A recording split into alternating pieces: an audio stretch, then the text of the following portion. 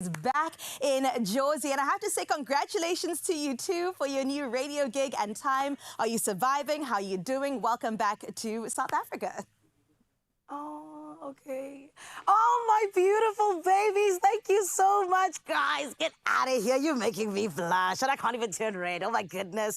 Thank you, my loves. And, guys, it's so good to be back with you. Oh, my goodness. It's been weeks upon weeks where I was just missing you. But you know what? Expresso family, we back, baby. We back like we never left, back like Umkolo. And we're going to be making sure that we bring you all the Johannesburg goodness that you deserve from now until forevermore. And more than anything else, you know that just like you heard, we got so much planned on the show. However, we are also going to be getting into things all over social media. So let's get into our Good Morning post. This morning, my friend, we want to hear from you. Hashtag Expresso Show. Also on the WhatsApp line, 063-408-8863. We want to know, when it comes to the different household ingredients that we have in our homes, what are the ones that you use for health purposes, huh? Of course, we know that from turmeric, that helps a little bit with inflammation, to garlic, that helps out when it comes to acne. There's always just those things that do the trick. I know for me, whenever I get a pimple or two, there is just that lovely combination of honey as well as cinnamon that comes together, and it allows my skin just to smoothen out just a little bit. What is it for you? Let us know. 063-408-8863. We're coming to you live from the Johannesburg studios at Design Quarter. It is, of course, at the Samsung showroom. And my friend, we got so much planned for you, but right about now, we got to take care of business in Cape Teasy, Foshizi. The beautiful Carissa is standing by with the news headlines.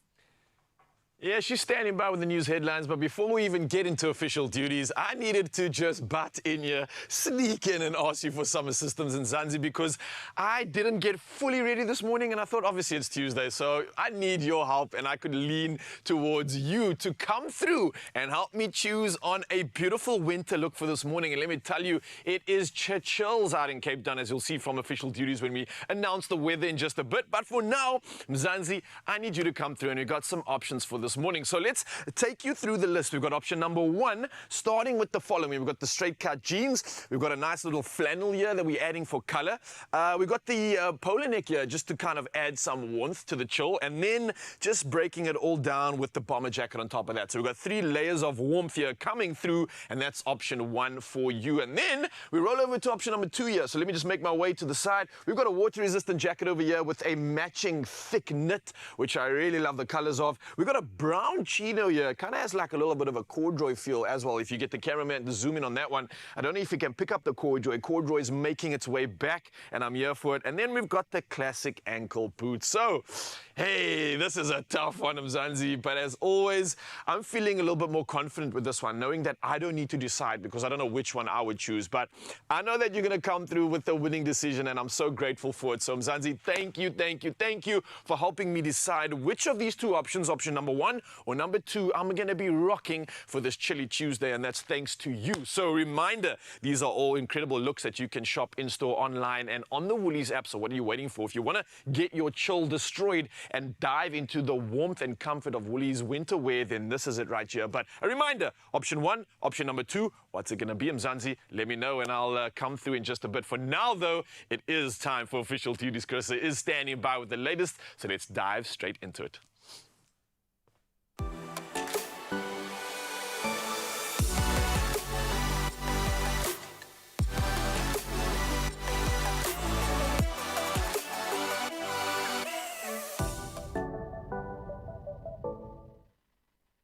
Well, it's just gone 5 minutes after 6 o'clock. Let's check in with your national news first. And we start here, where global markets have welcomed the country's new national executive announced by President Cyril Ramaphosa last night. The rand strengthened to 18 rand to the US dollar when the JSE opened yesterday morning, after closing at 18 rand 45 to the dollar on Friday. Now, the JSE index of all shares also traded higher, particularly in response to the decision to retain the Minister of Finance, Enoch Godongwana, in the portfolio. A fund manager, Makwe Masilela, said the newly assembled cabinet had brought market stability after 2 weeks of uncertainty due to the tension between the ANC and the DA. In KwaZulu-Natal, the Premier Tami Ntuli said that while the police are more than ready to fight crime, it is the citizens' responsibility to also play a role. Ntuli was speaking outside the Durban City Hall yesterday after a parade by law enforcement officers. Ekwatini Deputy Mayor Zandile Mieni appealed to law enforcement officials to be agents of change in the fight against gender-based violence.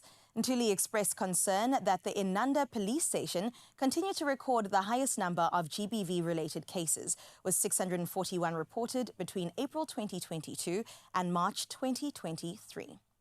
Moving on to your international news, Kenya's President William Ruto says the country will have to borrow more to keep the government running, following the rejection of a hugely unpopular finance bill aimed at raising more money in taxes. Ruto said last Wednesday he would withdraw the bill containing controversial tax hikes after protests which saw Parliament set ablaze. But on Sunday, he said dropping the bill had set the country back 2 years, as Kenya would have to borrow some $7.6 billion just to be able to run the government. Now, moving on to the USA, the U.S. Supreme Court has said Donald Trump and other former presidents are partially immune from criminal prosecution in a major legal victory for the Republican White House candidate. The 6-3 ruling did not outright dismiss an indictment that charges Trump with plotting to overturn the 2020 election, but it did strip away key elements of the case against him. The justices found a president has immunity for official acts, but isn't immune for unofficial acts, and referred the matter back to a trial judge. Now, the 3 Liberal justices dissented strongly. And we close off with some feel-good news for this Tuesday morning, where South Africa's superstar Tyler triumphed big at the BET Awards in the Peacock Theatre in California, earning Best New Artist, known as Twitter. And from the Expresso fam, we also say a huge congratulations to our South African girlies just doing the most. We got to move on to sports. Here's Ryle with the latest.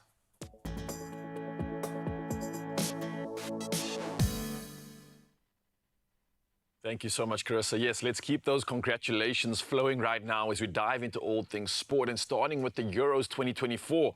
Now, Portugal's goalkeeper Diogo Costa saved 3 penalties to secure a 3-0 shootout, and that was a win over Slovenia after Cristiano Ronaldo redeemed himself from the spot in a dramatic Euro 2024 last 16 clash.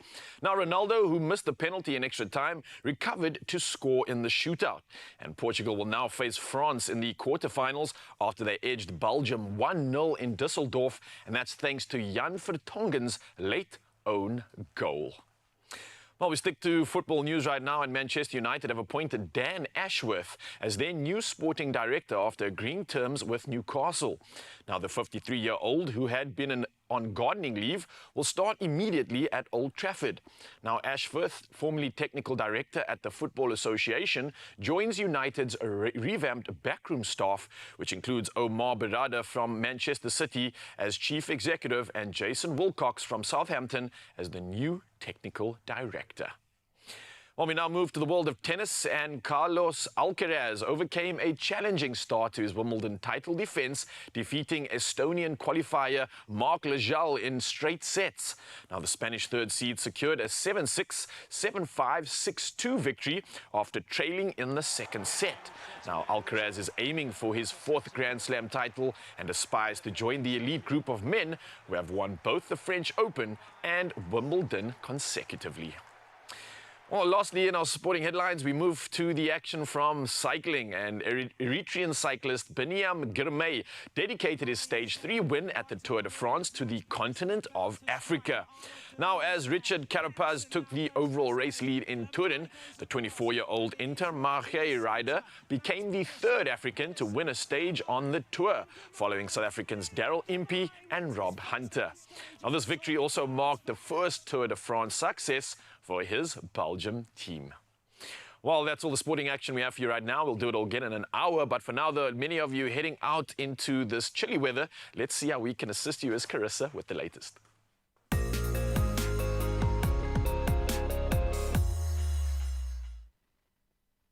Let's have a look at our weather for this hour. Water matters this morning concern the Nelson Mandela Bay municipality in the Eastern Cape, which says areas that have been affected by disruptions can expect restoration of water from tomorrow. A number of areas are without water due to the work that has been done to one of the water schemes that supply the metro, the Sundays River Canal between Adu and Kirkwood. Now, the Metro has deployed 10 water trucks in the affected areas. Acting Executive Director for Infrastructure and Engineering, Joseph Tsitsire, says repair to the canal will be completed today, after which the restoration of water will be restored gradually. Well, that's where we leave weather for now, but I cannot leave without reminding you to share your mornings with us on 063-408-8863. Just after 7 o'clock, we'll have a look at what's happening on your side of the world. For now, though, let's look at your temperatures at what you can expect for today.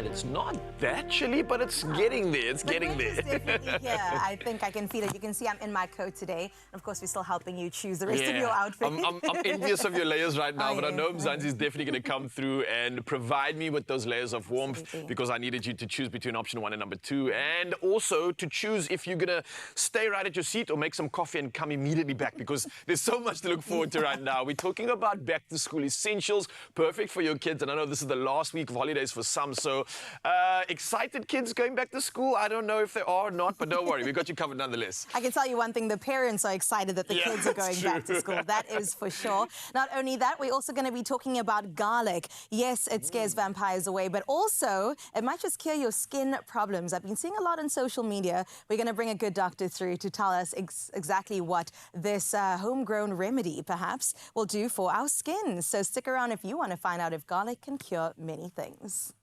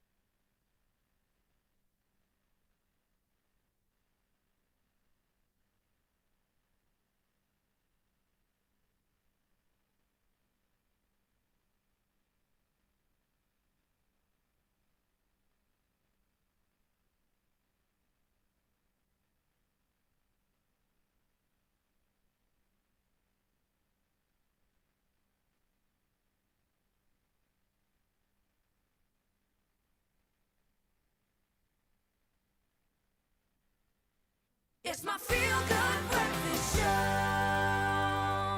Hello and welcome welcome back to your Feel Good Breakfast Show. It's a Tuesday. If you've just woken up, hello. It's good to have you with us. And you came at a good time because we're talking about garlic. I know you're scratching your head. What is this about? Let me tell you. Garlic has a reputation for its powerful health properties. And now the superfood is gaining popularity in skincare routines all over the internet. From health enthusiasts to beauty bloggers even, everyone seems to be touting its benefits for skin and overall health. But how much of this hype is actually true? That's what we've got to figure out. This is the question. So we've brought in a specialist to answer exactly this. We are joined in the studio by Dr. Manoj Bhagwandin, and he's a general practitioner with a special interest in medical aesthetics. And he's here to shed light on the real benefits of garlic and how best to use it. Doc, good morning. It's so good to have you again. How are you?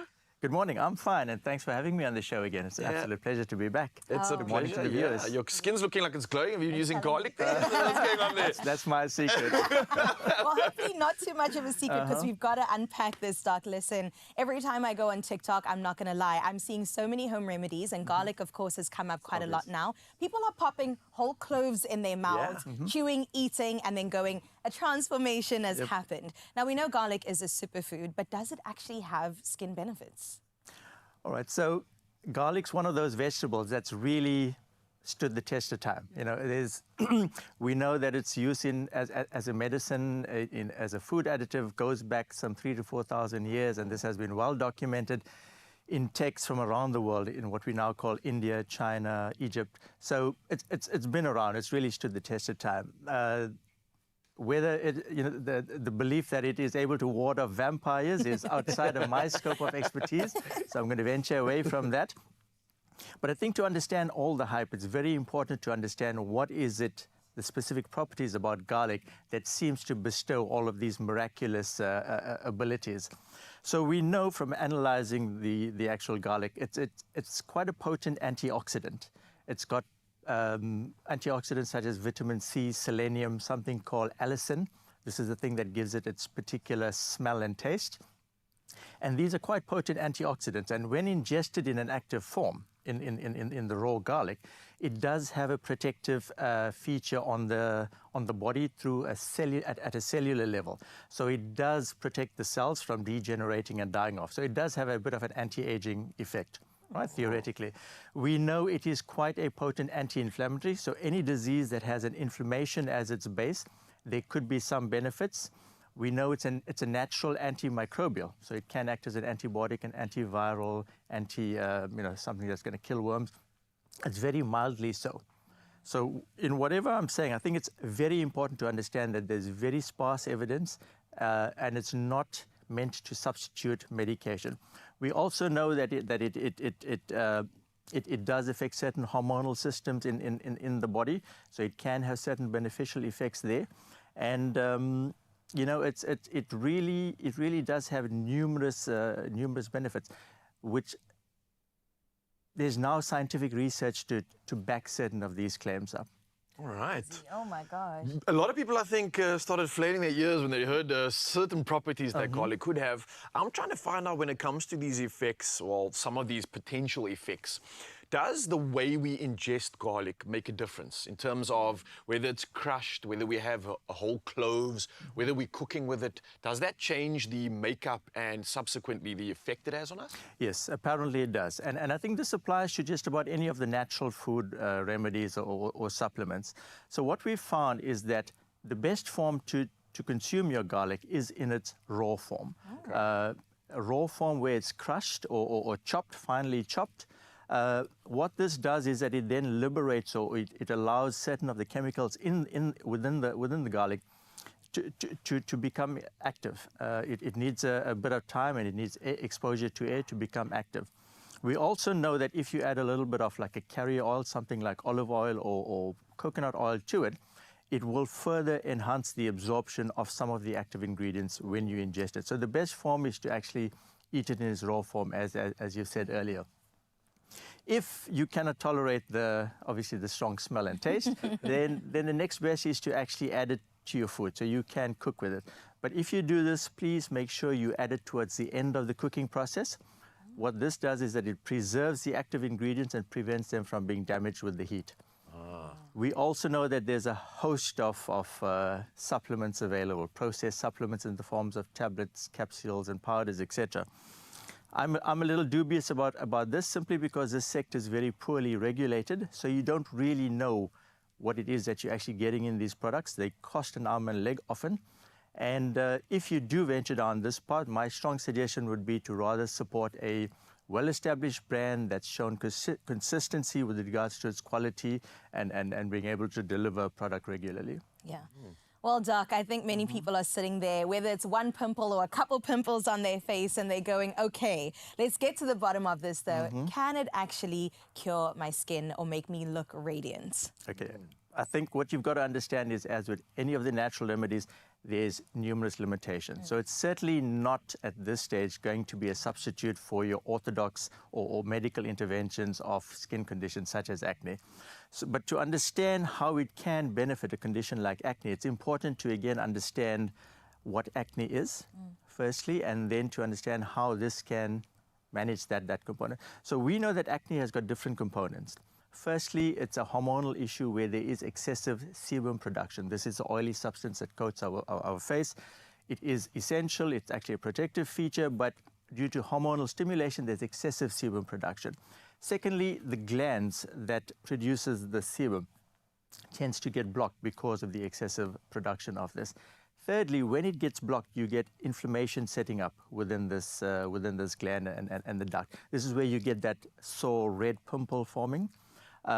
Then we know we've got bacteria that normally lives on our skin, and then these bacteria get into this now blocked gland and causes infection. This is where you get the yellow pimples that really looks quite unsightly.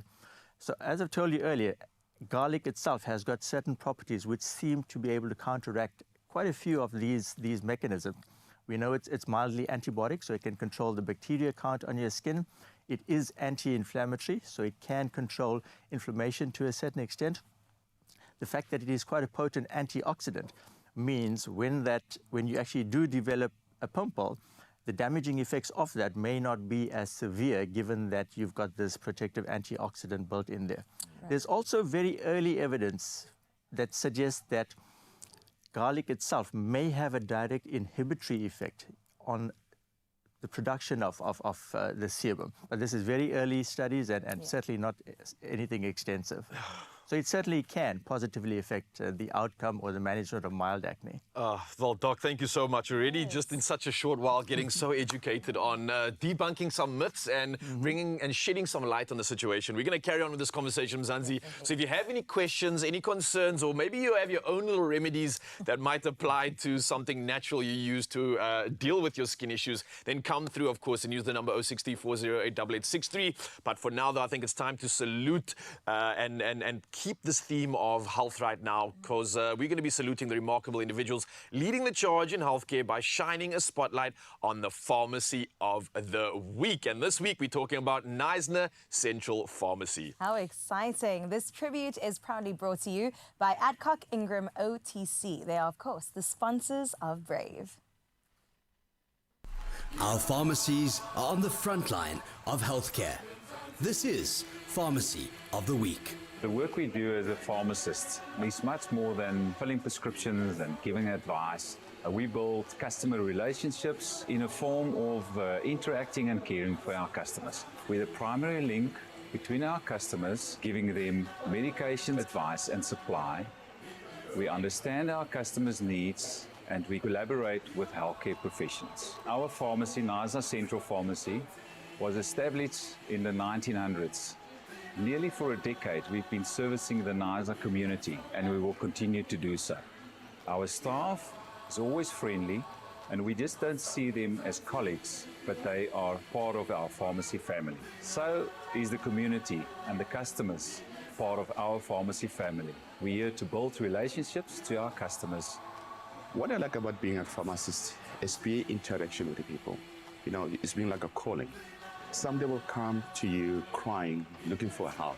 Mentally, it gives you that braveness to stay behind the counter and helping people. It's one thing that I love about pharmacy. The sponsors of the Brave campaign is an excellent initiative by a company like Adcock Ingram. giving back direct to the community to create opportunities and make superstars of our community. And most important of it all is to improve the lives of all South Africans. Pharmacy of the Week, proudly brought to you by Adcock Ingram OTC, sponsors of Brave. Carenza Parisi, proudly brought to you by Adcock Ingram OTC, sponsors of Brave. And we'd like to take this opportunity once again to thank all pharmacists making a difference in their communities. What did they say? Turning them into superheroes. Let us just say that we appreciate you. Yeah, we absolutely do. And you too, Mzansi, and that's why we're going to remind you to not go anywhere.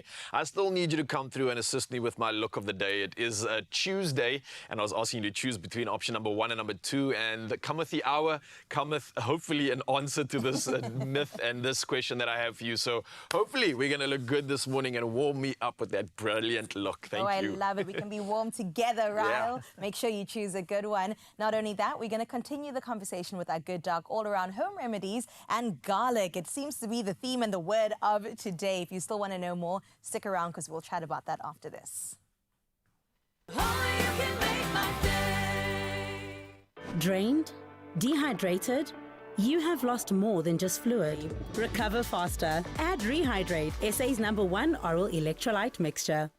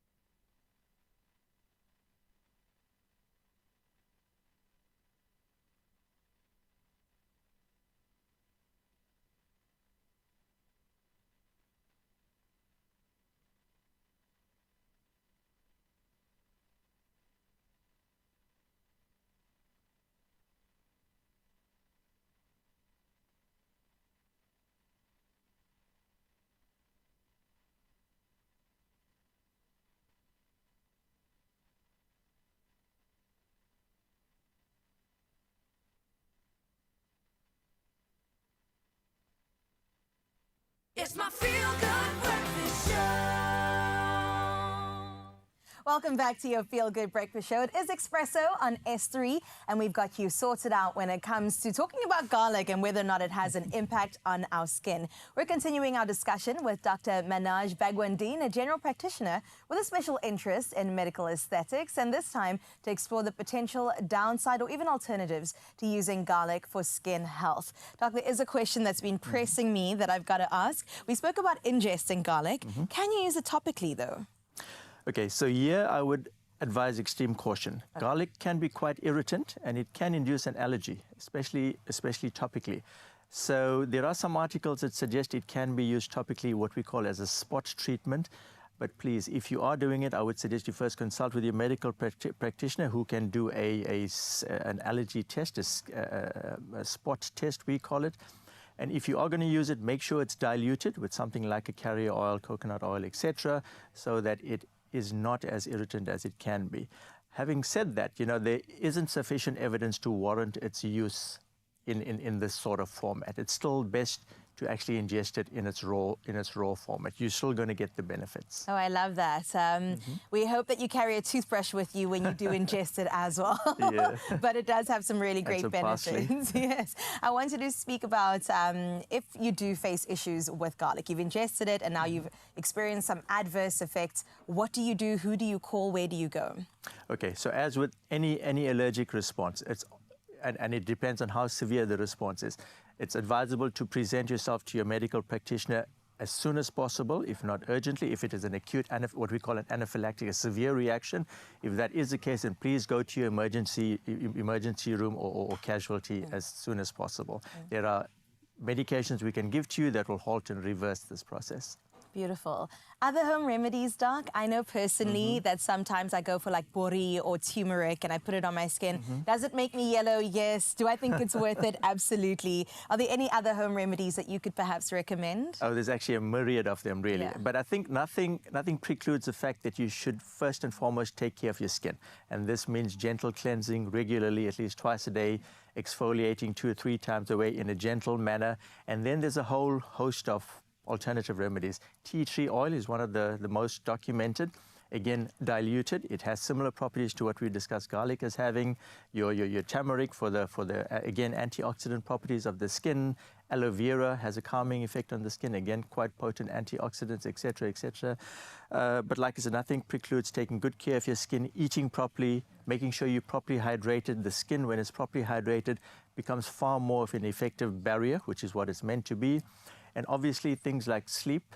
Remember, our bodies heals itself when we're sleeping, so 7 to 8 hours of sleep will allow your skin itself to also heal and regenerate itself. So all of these things are quite important in the overall management of your skin conditions. Yeah, I love that. I wish I could get 7 to 8 hours a day, Doc. That is the goal. That is what we're aiming for. But I love that you touched on a holistic approach to taking care of yourself. It's the exercise. Absolutely. It's the eating well. It's the, of course, taking care of your skin every single day. Would you recommend that somebody uses both their skincare as well as home care in combination with one another almost? Oh, absolutely. And this is where I would suggest, you consult with an experienced medical practitioner who's well versed in skincare.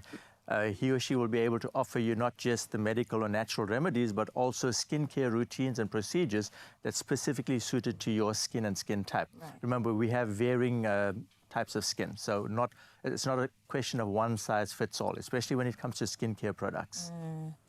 Well, that is such an insightful conversation, Doc. I know that I definitely took some notes there because sometimes I rely on the one more than the other. But I love the combination of both to strike an absolute balance. Now, speaking about balance, we've definitely balanced an outfit out. And with your help, of course, we've come to a conclusion with Ryle's outfit. What did you go for? Well, let's find out.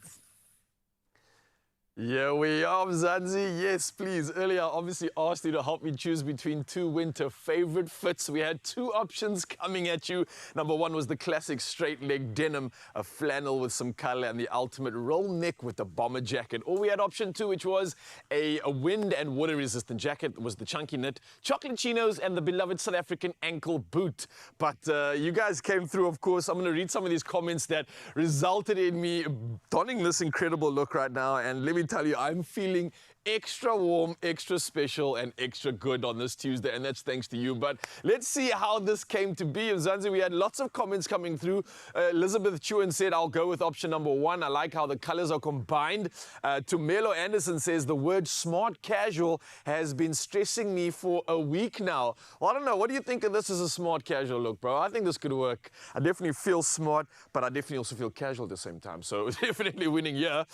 We've got Alma Marie Prince saying very tricky, but option 1. I agree with you. Both of these options today were winners, and it was real tough to decide. But Letabo says option 1 is the best, and hashtag Tuesday, Style by Woolies Expresso show. Letabo coming through. Leah Peterson also says option 1, please. And then Koche Gunden says, good morning, team. Definitely option 1 for Al. Have a fabulous day, guys. Marie-Anne Geerden also says option 1, and Tuli Melody Sma we're coming through with the hashtags firstly, Style by Woolies Expressoshow.com, and then Tuesday with option 1 as the winner as well. Whoa, the comments have been coming through thick and fast from Zanzi, but I got to say thank you so much. I absolutely love this look. Let me just, I got to do this. I got to show it off and show you how easy it is to move, how comfortable this is, but at the same time, yeah, we're still ticking the box when it comes to smart. Smart and casual have never felt this good before, and that's thanks to you, Mzansi. So, yeah, layers are sorted, warmth is sorted. I am ready for the rest of this morning. And hey, here's a reminder to you as well. Obviously, with the Woolies Winter Faves Festival, which is happening right now, you can get 30% off all knitwear, jackets, coats, sleepwear, and boots. Plus, you get 30% off blankets and throws until the 21st of July. Now, this is available in store, online, and of course on the app. And don't forget the T's and C's do apply. But if you're ready to look styled up in winter, then you've come to the right place. Thank you.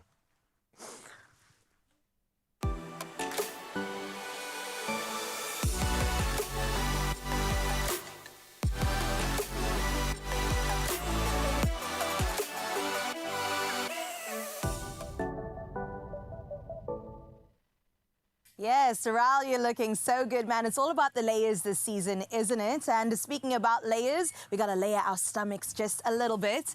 I'm going to grab us something to drink, something quick, something easy for this beautiful Tuesday morning, because we're going to stay in the kitchen. Raul, come on through, man.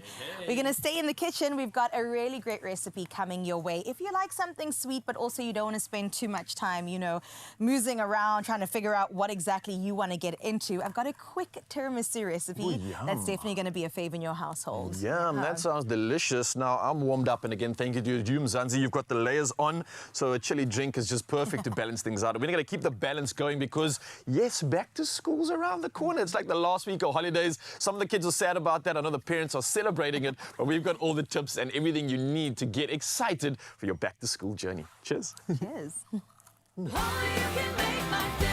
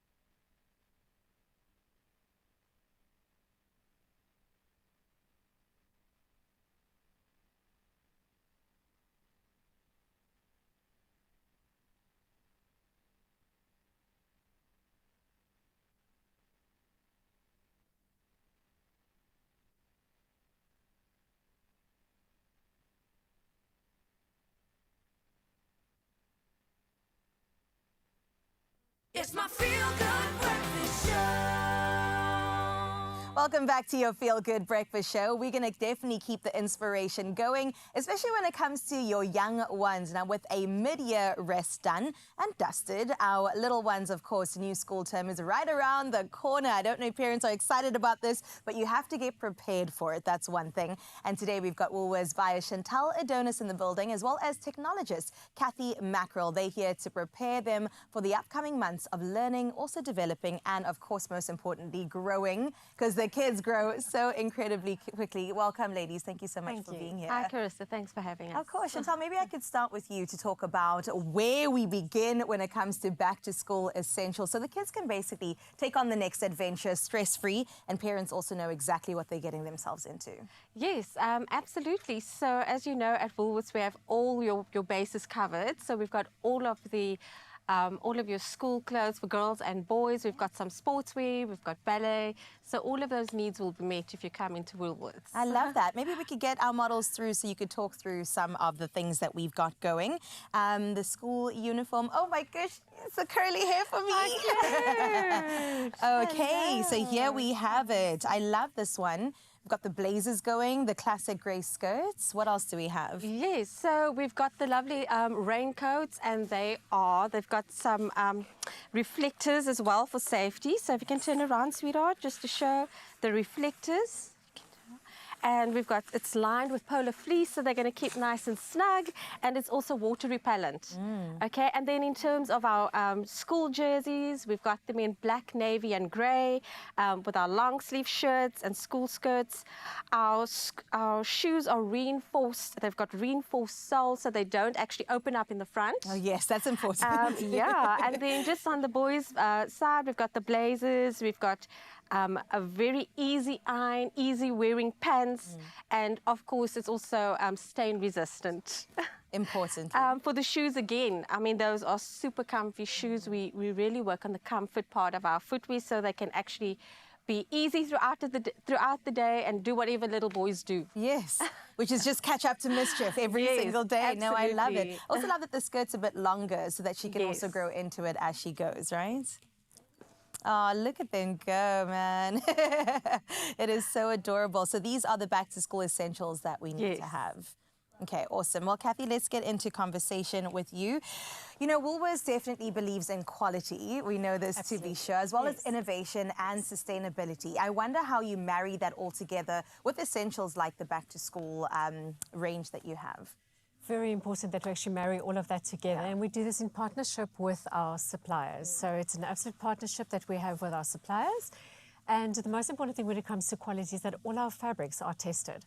Now, they're all tested through independent laboratories. They're third-party laboratories, and the most important test that we do, they divide it into two different categories. The one is color, the one is performance. And just to highlight two of the color tests that we do, well, two of the most important is going to be the one for fading, because we know that the South African sun is pretty harsh. So whether the child is wearing the item or mom has left it on the line the whole day accidentally, we don't want those colors to fade. And then the other one is going to be the cross staining. So when you're wearing a navy blazer over a white shirt, when the child takes the navy blazer off, you don't want that white shirt looking navy. Okay, so very important that the color doesn't actually run from one item into the next. When it comes to the performance of fabrics, some of the tests that we look at is going to be shrinkage. We certainly don't want our items over shrinking in length as also in width. The other one is abrasion resistance, and what that actually means is that there's wear and tear of an item, so the fabric itself or the fabric against another fabric, those would be areas such as the elbows, the inner thigh areas, or then also the underarm areas where there's a lot of friction happening. The other one is pilling.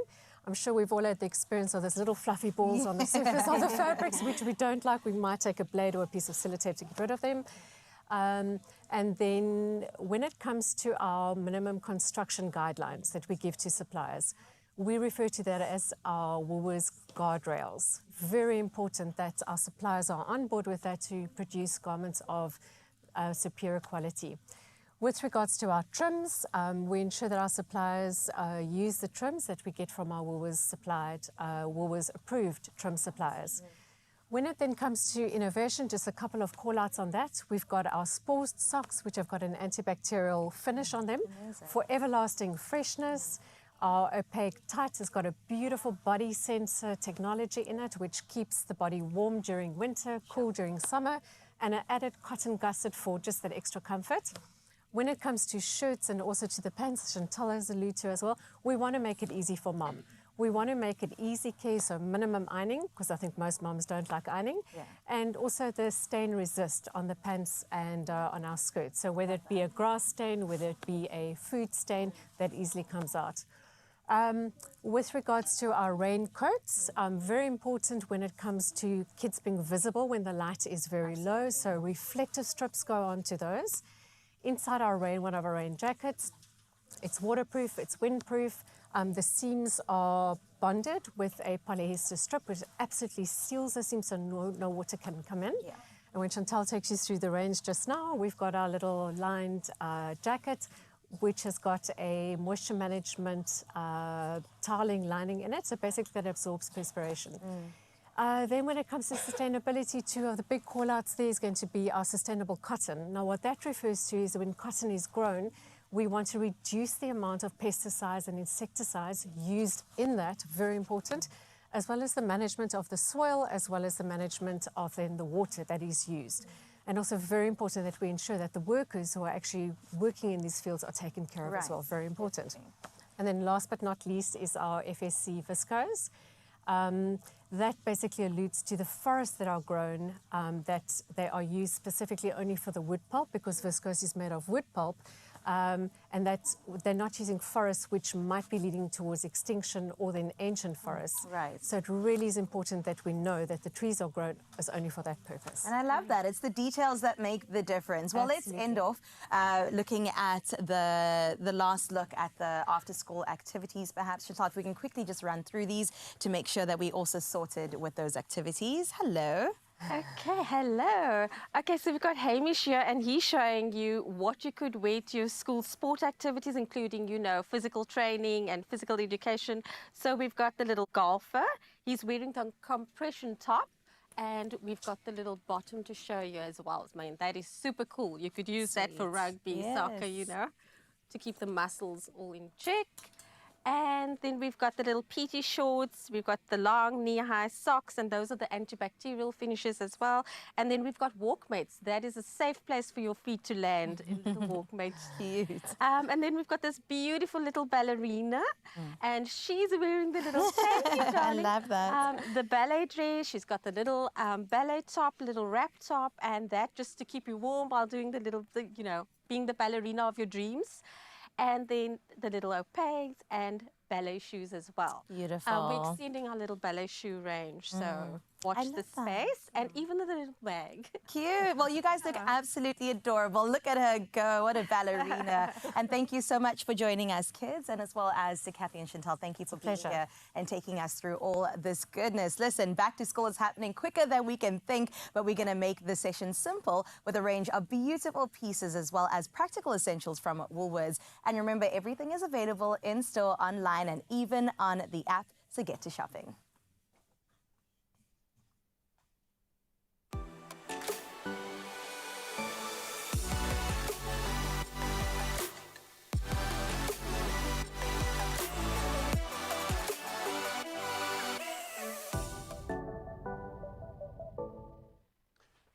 Oh, well, officially, I think the parents can rest easy knowing that they are sorted, especially since the kids are almost on their way back to school. But we're going to head back to the kitchen right now, and obviously it's only Tuesday, but if you're in the need of a swift and delightful pick-me-up, well, look no further than our quick and easy tiramisu recipe. Now, this dessert promises to elevate your day with its layers of creamy goodness and hints of coffee, and I think this is perfect for satisfying your sweet cravings without the hassle. And I know when it comes to dishes like this, it can be very intimidating. So, Chris, get in here and let's show Mzansi how easy this one is. Yeah. You a fan of tiramisu? I like tiramisu. Not every day because it does have the caffeine and we don't want to be buzzing. Yeah. But when I crave it, oh my goodness, I want it quick and I want it now. All right, so I think we've got the answer for you, and this literally is probably the quickest way I think we can make this. I officially can't make it the other way yet because it's too complex for me. So hopefully we can get this right, and let me show you just how easy this is, right? So you're going to be on the sort of, let's call it like the the cream layering piping duty. But before we get into that, I want to start getting my biscuit and my whole like coffee vibe going, right? So this is how easy it is. We've got hot water over here, and then we've got like a coffee liqueur that we're going to add to it. And then I've got a little bit of a ingredient. Ooh, where is it We'll actually? find it, we'll find it. I think it's in, well, I hid it away because I didn't. Here it is. I didn't, oh, there it is. I didn't want anyone to steal this because it's become such a precious commodity. But essentially, we're going to be using some Jacobs in here. So I'm going to be putting about 2 tablespoons into this hot water. Nice. And you're all looking at me and wondering, why on earth is he doing this? Is he just having a coffee so he can enjoy while we make this recipe? No, it gets better than that, Mzansi. So adding the liqueur into that as well, and then just stir that up. And as always, as you can see, even without super boiling water and just hot water, it really combines and mixes so easily, It just already looks like good. that. Like that looks like a drink you could have right now. You could. You literally could. And I mean, just adding the liqueur into this, you can smell that sort of creaminess coming through already. And with Jacobs as it's pairing, I think this is perfect. But that pretty much finishes that step. And what I'm going to do from this point onwards is simply dip my biscuits into this little mix over here. Let me actually just do that right now and show you how So easy we it don't is. soak them, right? We're not soaking it. Okay. If you're going to soak it, it's going to become too soggy. And then you're going to be like just picking up like drip and drag, which we don't want. So pop that in and they'll quick dip like that. Booyah. And then what I do is, whoop, you see, I left it in too long. I left it in too long. Just like you said, you want to break it in half. Like that. And then you pop it into your mug. Now, I'm going to keep doing this while we move over to your station, which is pretty much getting all this good stuff together. You've got cream cheese, icing sugar, and vanilla essence. Mix that all together. Going in. Everything goes in there. And then you want to give it like quite a good mix. Now, for the sake of time, this does take a bit of a while. It doesn't just happen. Because you got to whisk it. The art actually needs to be there. And this is probably the longest part of this entire recipe is mixing this part together. Once you've done that successfully, though, you simply want to get it into something like a piping bag, right? Which we've fast-forwarded into the future and done exactly that. The magic of TV. Oh, my gosh, Raul, this smells amazing, too. I know. And think about all these sort of like cream sensations we're talking about right now. How good it's going to come together when we put it in this bath of goodness that we're creating on the outside of here. So how's it looking on your side? Looks like we're pretty good. Well, this looks really good. I think I'm ready to pipe when you have got your biscuits going. Yeah, I'm just going to add one more half into this. I'm trying to keep that sort of rustic look I see going. that. I always use it as my cover when things don't look perfect. But you can grab the piping bag. I'm going to just pop the last pieces into this. And then you can get your pipe on really and like find the gaps if you can. Let me just move this out the way so we can make this look a little bit prettier. So I find gaps and I just squeeze it in. Find gaps, squeeze it in. Is there a way to do this? It really is your creativity that needs to come through right now. We're going to continue with the rustic feel. Yeah. And this is a cool thing. So we were talking about the fact that this is a meal that is great for like a pick-me-up, right? Do you know what tiramisu actually means? No, I don't. In Italian, it means pick-me-up. Oh, literally, I like that.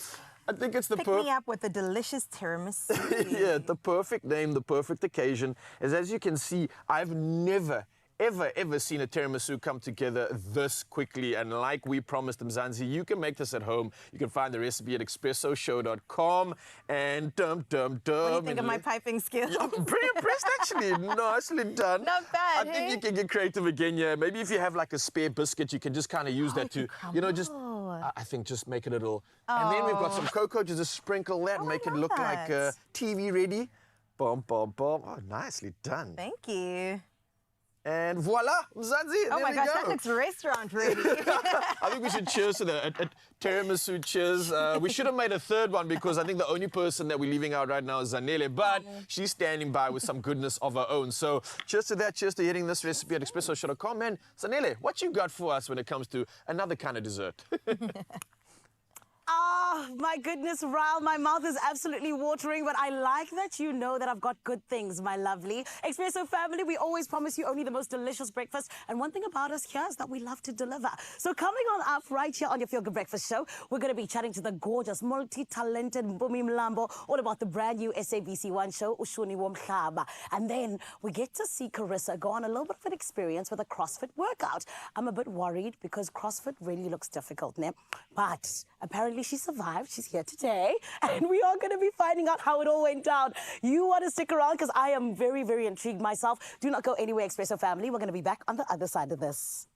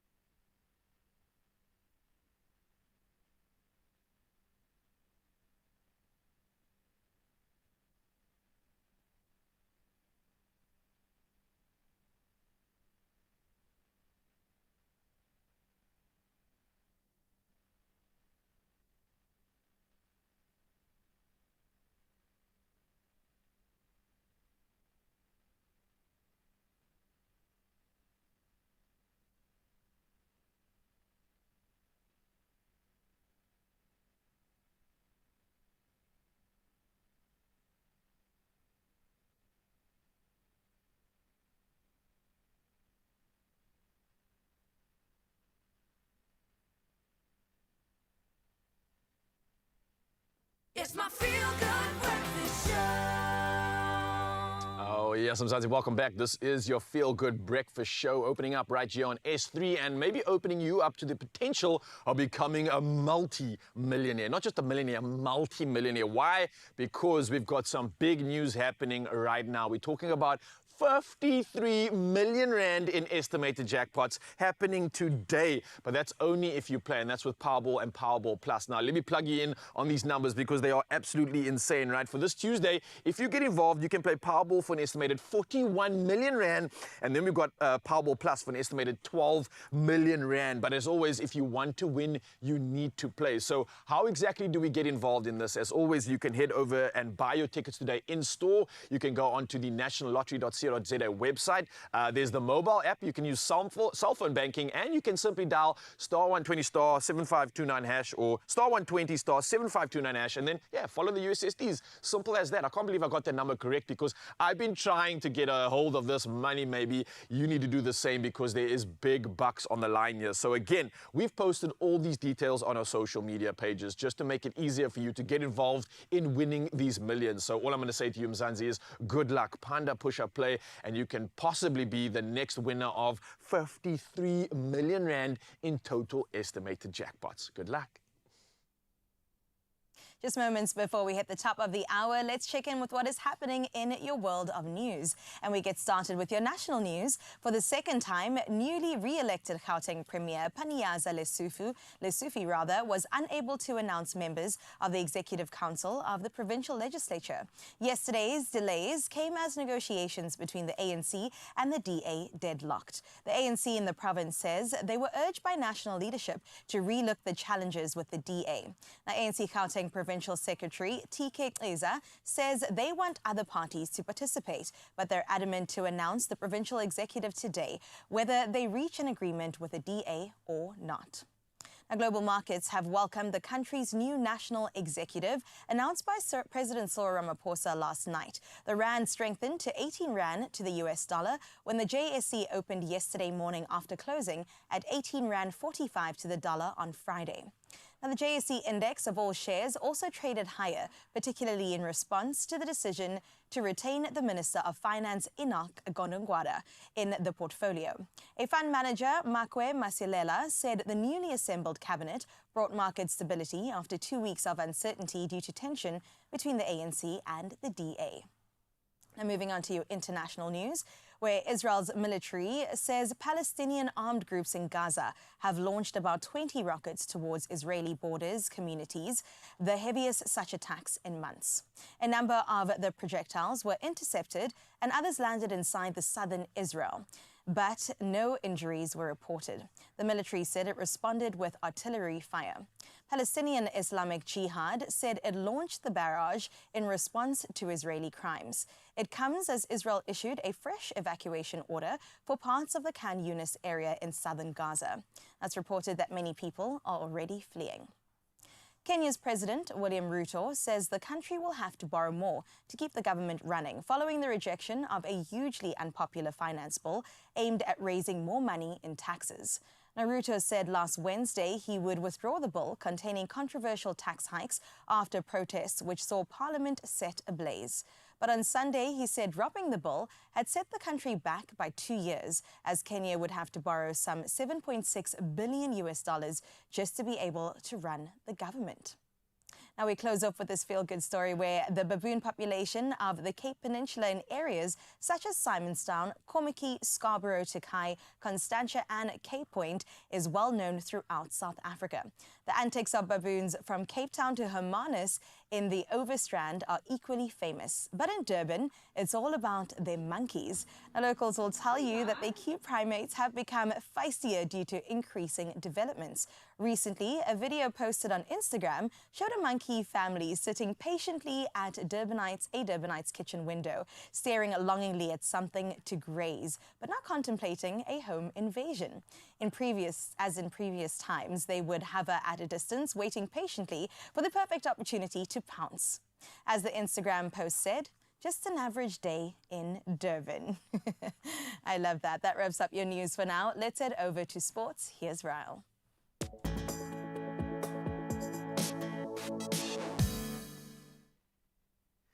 Thank you so much, Carissa. Yes, let's dive into all things sport and starting with the Euro 2024 action. Portugal's goalkeeper Diogo Costa saved 3 penalties to secure a 3-0 shootout win over Slovenia. Now, this after Cristiano Ronaldo redeemed himself from the spot in a dramatic Euro 2024 last 16 clash. Now, Ronaldo, who missed a penalty in extra time, recovered to score in the shootout. And Portugal will now face France in the quarterfinals after they edged Belgium 1-0 in Düsseldorf, thanks to Jan Vertonghen's late own goal. Well, speaking of football news, and Manchester United have appointed Dan Ashworth as their new sporting director after agreeing terms with Newcastle. Now, the 53-year-old who had been on gardening leave will start immediately at Old Trafford. Now, Ashworth, formerly technical director at the Football Association, joins United's revamped backroom staff, which includes Omar Barada from Manchester City as chief executive and Jason Wilcox from Southampton as the new technical director. Well, carrying on with sporting news and diving into the world of tennis, Carlos Alcaraz overcame a challenging start to his Wimbledon title defense, defeating Estonian qualifier Marc Legal in straight sets. Now, the Spanish third seed secured a 7-6, 7-5, 6-2 victory after trailing in the second set. Now, Alcaraz is aiming for his 4th Grand Slam title and aspires to join the elite group of men who have won both the French Open and Wimbledon consecutively. Well, lastly, in sporting news, we head to the world of cycling, and Eritrean cyclist Beniam Jeremey dedicated his Stage 3 win at the Tour de France to the continent of Africa. Now, this as Richard Carapaz took the official and overall race lead in Turin. Now, the 24-year-old Intermarché rider became the 3rd African to win a stage on the Tour, following South Africans Daryl Impey and Rob Hunter. Now, this victory also marked the first Tour de France success for his Belgium team. Well, sticking to the roads right now, when we move to traffic, I think Carissa has the latest for everybody that's heading on the roads. Let's see how we can assist you.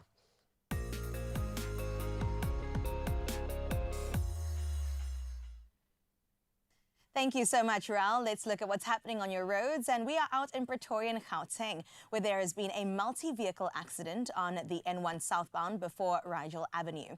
Now, the right lane is closed, so do expect delays and plan your route accordingly. Sticking in Gauteng, we move on to Sandton in Johannesburg, where there is congestion on the N1 northbound before Winnie Mandela Drive. Expect delays and add some travel time to your journey to get there safely.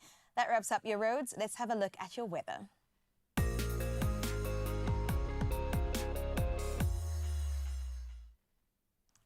Now, in a fairly rare cosmic occurrence this month, 2 annual meteor showers will appear to peak at the same time on the night of July 30th.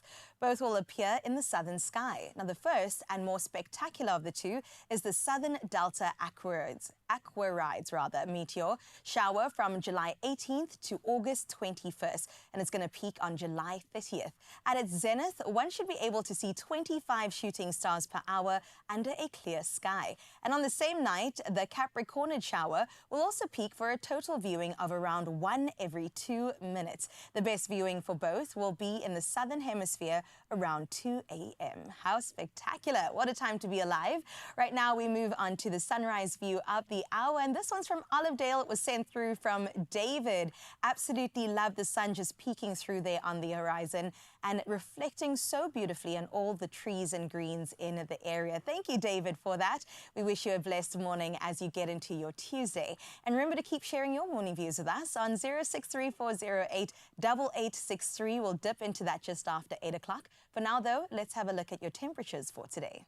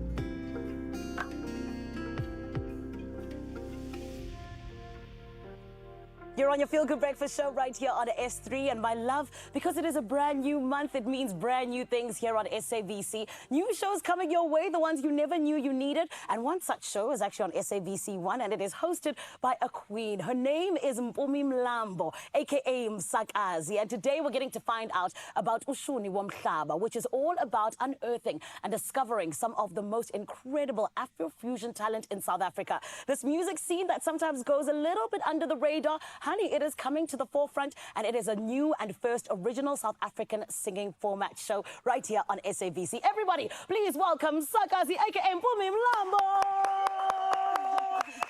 Hello, gorgeous girl. Hello. How are you? I'm great. Oh, I'm sure you are. Congratulations.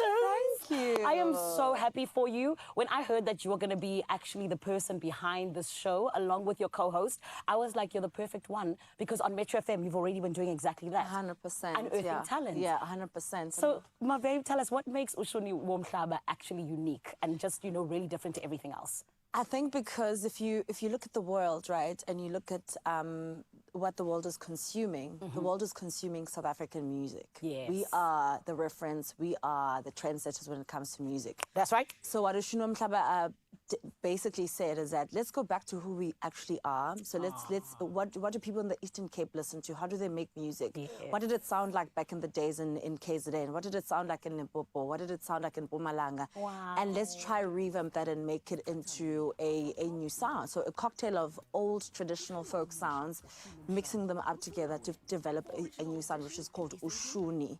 Yeah. So it's like a little bit of, like, you know, the likes of Maskandi. 100%. Oh, my word. Maskandi, Umbaqanga. Yes. So if you think about Upik Zulu, who's one of our judges, another example is Shoma Josie, they borrow from old sounds and make a new sound. So that new sound is a genre called Ushuni. Oh, wow. I love that. And the Womhlaba, is it because Global Shuni. Yes. Oh, my goodness. Okay, listen, I think that first and foremost, you guys, you didn't, you know, spare any budget or anything, because you guys have 100%. superstars. From Mpumi to Shoma Josie. Yes. I'm obsessed. Yeah. And I feel like you guys were the right people to do this, because, of course, you're going on the road and you've already started and you're heading to Mpumalanga this weekend. Yeah. Speak to us about the auditions. How have they been going? Have people been showing out and showing off? It's been insane. We've done Johannesburg. Johannesburg is a representation of South Africa, so obviously all the cultures were there. Just came back from the Eastern Cape. It was my first time there in a place called Lusikisiki. That's my home Them place. lepo are so delicious. Yes, of course it was. And of course the talent. I mean, if you think about the superstars we've got in South Africa, most of them are actually from the Eastern Cape. So there was incredible talent there. Not you, Zanele, but yeah, the musicians, the artists. Sorry. It's fine. Thank you, Mpumi. This is why you're on the show. You're honest. It's okay. But yes, you saw incredible talent. Yes. Yeah. Great talent. Young people, teens, people who are 17, 18, 19, coming through to the show to try their luck. People who are 50-something, 60-something, coming through to try their luck. The fashion is also insane. Yes. Xhosa attire, Xhosa traditional attire is just beautiful. It is. It is just so beautiful. Yeah. So it was incredible to be in Lusikisiki. We're going to Mpumalanga next weekend. I love it. And also, of course, I feel like this is such a great show because nobody's out of the age range. Everyone's 100%. welcome. Yebo. That's beautiful. Now I can also try. But you see, this is the thing I was going to say, because I want to know about these prizes and I want to win. But we're going to get to that. I want to ask you, when it comes to the music scene, how do you think that Ushuni Womhlaba is going to affect it and honestly maybe even change it a little bit? Ushuni Womhlaba is going to get young people back into who they are, Sure. which is, it's going to remind you of where you come from. When you think about a Sunday or a Saturday afternoon at home when you were 12 years old, what it sounded like is what young people are going to give young people. Maskandi is so popular on TikTok, Umbaqanga is so popular, and many other sounds. So we're going to get back to who we are. I love that. And you know who I am? I am a winner. So let's talk. There are prizes to be won for Ushuni Womhlaba. What can people like me who are going to enter and will win? What can we win exactly? It's incredible. So artists, I always say artists don't need advice. They need money. Come on. And they need to be trained and developed. So 500,000 rands for the first winner, half a bar. That's incredible. Yes. So do you want to maybe leave this and let's I think go so. audition? I keep telling you, Expresso, I might have to resign from this day. But yes, And then babe. 300,000 for the second winner and 200,000 for the third winner. So we're all winning here. We are all winning. I love this. You know, I Uyayiva might take first, second, and third, become a millionaire one time. 100%. Yeah, and a record label incredible. deal. And of course, being trained, going through a boot camp, which is the most important thing. Yes. Because the knowledge that you get from music is knowledge that nobody can give you. And if Psyche or Big Zulu, Bapuze Kemisi, Shoma Josie can give you that through a boot camp, you're good to go. You're able to have a long, sustainable career in the music industry, which is very difficult to do. 100%. And who better than the people who have shown us that they can do it? 100%. I love that. Okay, so Babe, tell us, when do we tune in and why do you think we should tune in as South Africans? Tune in this particular Sunday, this coming Sunday, on the 7th of July. Yes. At 6 p.m. till 7 for an hour. Yes. Tune in for the fun moments. Tune in for the fashion. Tune in for the soul. South Africans are so soulful. Music is in us. It lives through us. This is how we communicate, how we feel, Yes. how we love, how we want to be treated, everything. So tune in for all of that. It's going to be exciting, yeah. Oh, my goodness, Mpumi, I'm so proud of you. Let's have an Oprah moment. I'm so proud of you. And for real, I love you. From the work that you do on Metro FM to now SABC 1, the work you've been doing on SABC 2. Girl, you're all over the SABC. She runs it, essentially. Not you. Not you, Sisi. But you and Mandla Magwaza are 100% the right people to do this. And I think it's going to be so incredible to watch you go on this journey. Thank you. Well done. We appreciate you. Her name is Mpumi Mlambo, a.k.a. Umsakazi. And you can catch her on Ushumi Wamhlaba on SABC 1 every Sunday, my friend, from this Sunday, 7th July, 6 p.m. Do the right thing and tune in. As you heard, it's going to be a beautiful journey. But more than anything else, it's South Africans coming together to once again celebrate the talent that we have. From now, I do believe that we still have a lot to do now until 9 a.m. So let's get into it. How do you cure common dandruff? We're going to be answering that question right here on your Feel Good Breakfast Show because we always touch on everything, right? And then we're getting fit for the month of July, and it is Carissa showing us how we can do that with that experience with CrossFit. It's all coming up right here on your Feel Good Breakfast Show. Make sure you don't go anywhere. There are stories of believers, and we're inspired by them all. We invite you to write your story with us. Your story matters. ABSA.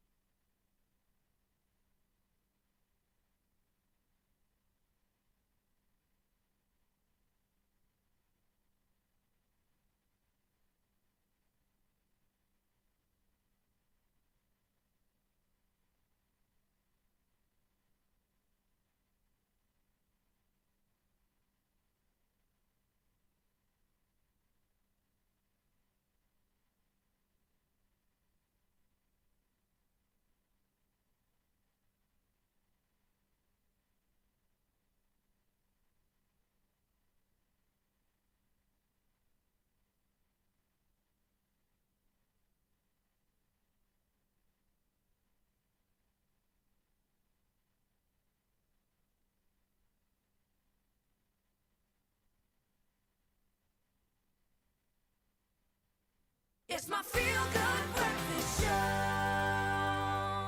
Welcome back to your Feel Good Breakfast Show. This morning is all about information that you need. And here's a fact for you. Did you know that 50% of the population are affected by dandruff?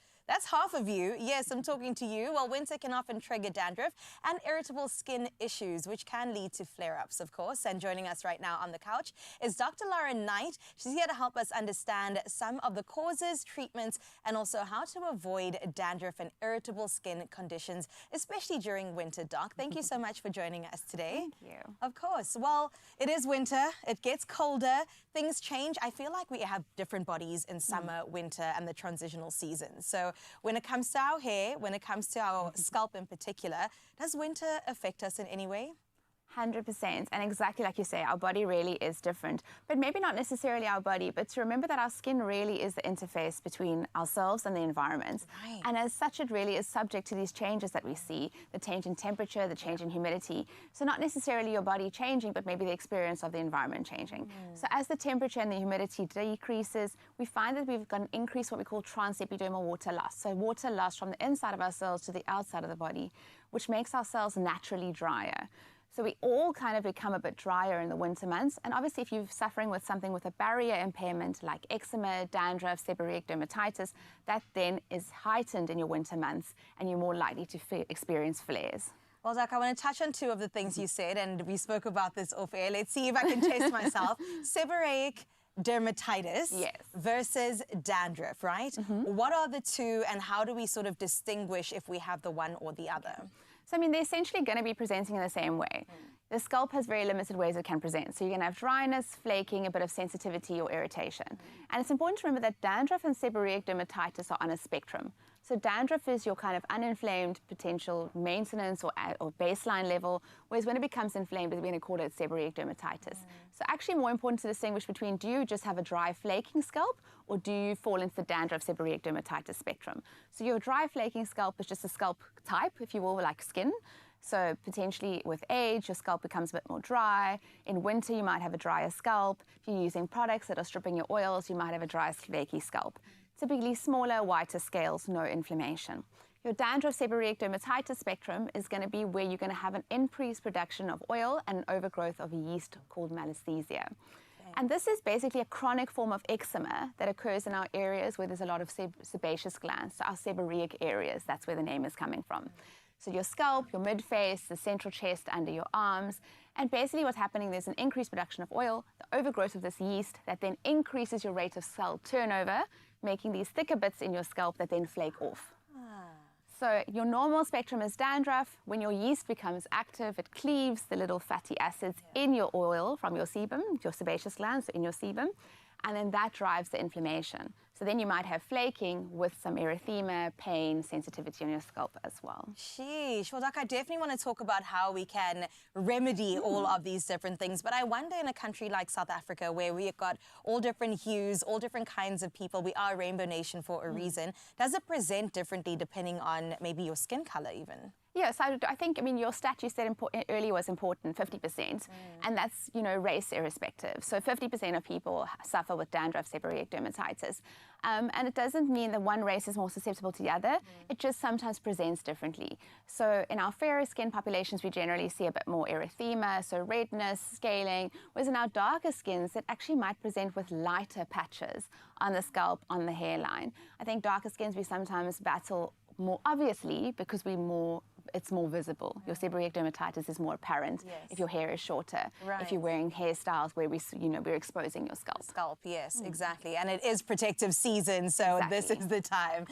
Well, let's talk about over-the-counter treatments. Are there shampoos, perhaps, or treatments that we could use? Please bring us the good news, Doc.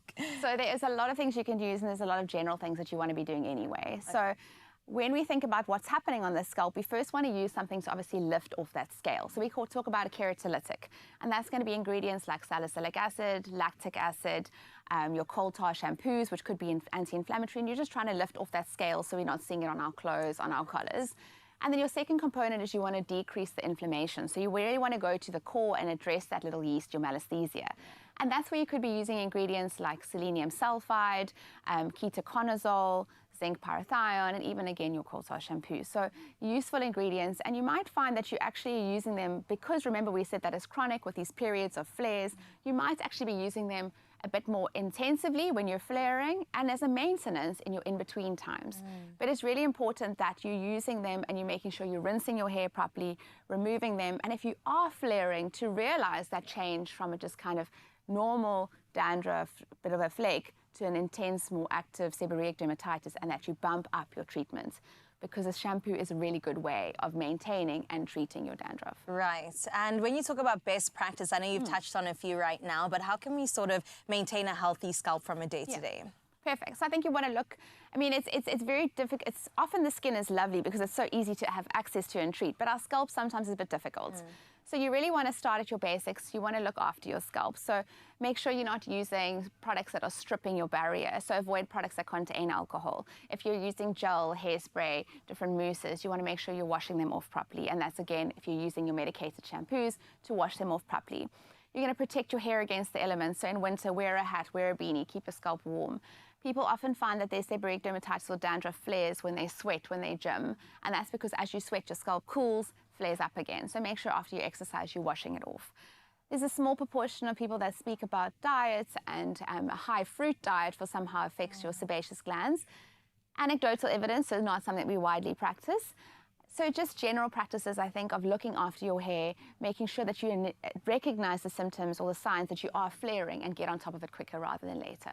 Love that. Thank you so much, Dr. Lauren. Really appreciate you joining us. So much good information that I'm hoping you've taken in for yourself on this Tuesday morning. Well, Salsun is a medicated shampoo, like we've mentioned, which effectively treats dandruff, itchy scalp, and irritable skin conditions such as pityriasis as well as ringworm. And it is the only 2.5% selenium sulfide shampoo available in South Africa. It reduces itching and flaking, as well as irritation and redness of the scalp and skin. And here's some good news for you.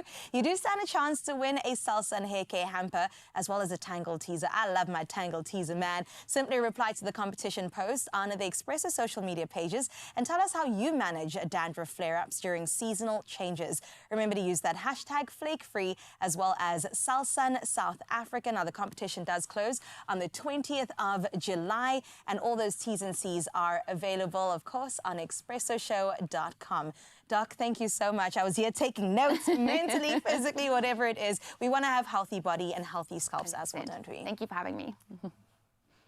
Loving this Health Tuesday. Absolutely great conversation there. And we're going to keep that conversation going right now. And that's the conversation of health, because we're going to be diving into the world of CrossFit with Carissa. Yes, you heard correctly. She's not only pushing her limits in the gym, but also making sure she's fueled with a nourishing Farmer Brown meal. So let's find out how she did in this very intense workout. Woo.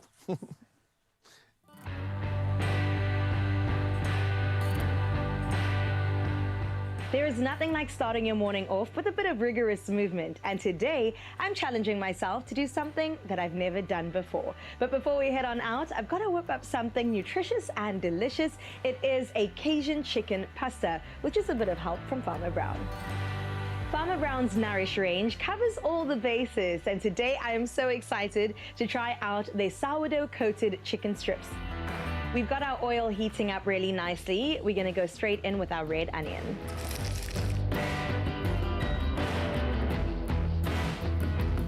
Our red pepper is up next, and this is going to add some sweetness to the dish. And now for the main event, we're going in with our Cajun spice, which is going to add a little bit of heat. Ooh, it's already starting to smell so good in the kitchen. We're going to go for some oomph by adding in cream cheese to the dish, and that's going to also contribute to the richness.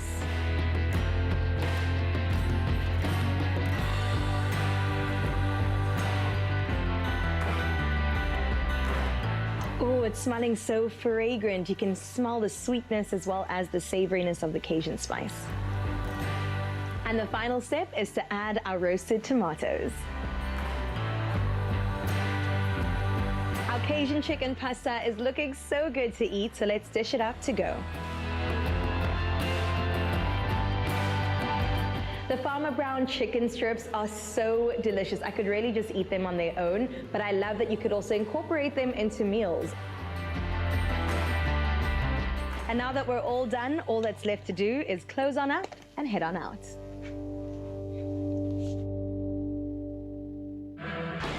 Today I'm out at Cape CrossFit because I think they know a thing or two about staying motivated, and I want you to come along with me as we find out what kind of workout they've got planned for today. Okay. Thank you, let's do this. It's gonna be fun? I hope.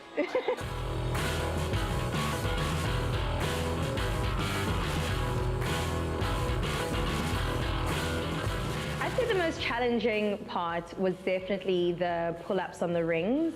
I've got zero upper body strength, so that definitely was a big challenge for me to even get my body up, you know? I think I had to trust myself a little bit, and I got through, I would say, 4 quite strongly, and the rest I had to be encouraged by the team to keep on going. CrossFit is so great for your overall health and well-being because it really targets specific areas. While it is a full body workout, they do certain things that you're like, oh, my shoulder, I've never used it like that before. Not only that, I really love that it's a team effort. You're not out there on a treadmill just trying to encourage yourself, but everybody's cheering on really helps you to push just that little bit further.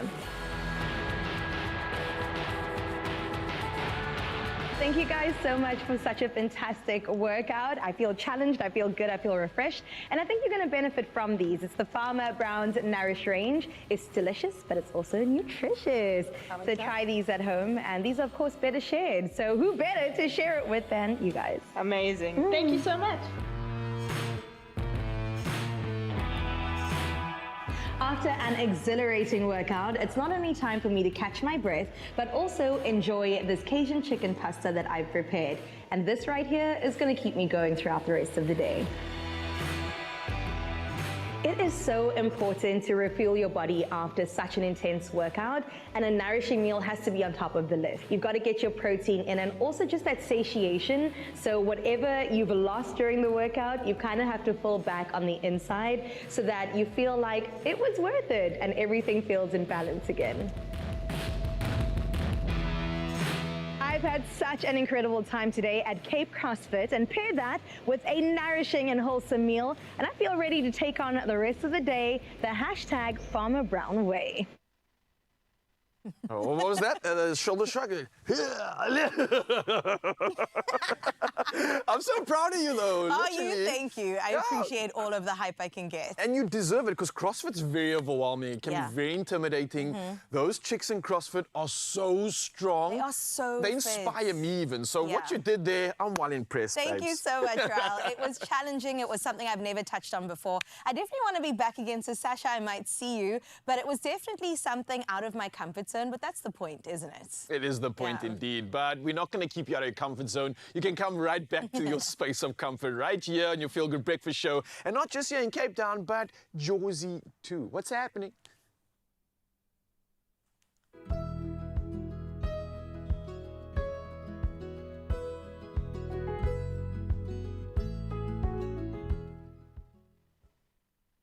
Can I just say, Carissa, I am so proud of you. You are actually leading us. I think I need to go also do a little bit of CrossFit very soon.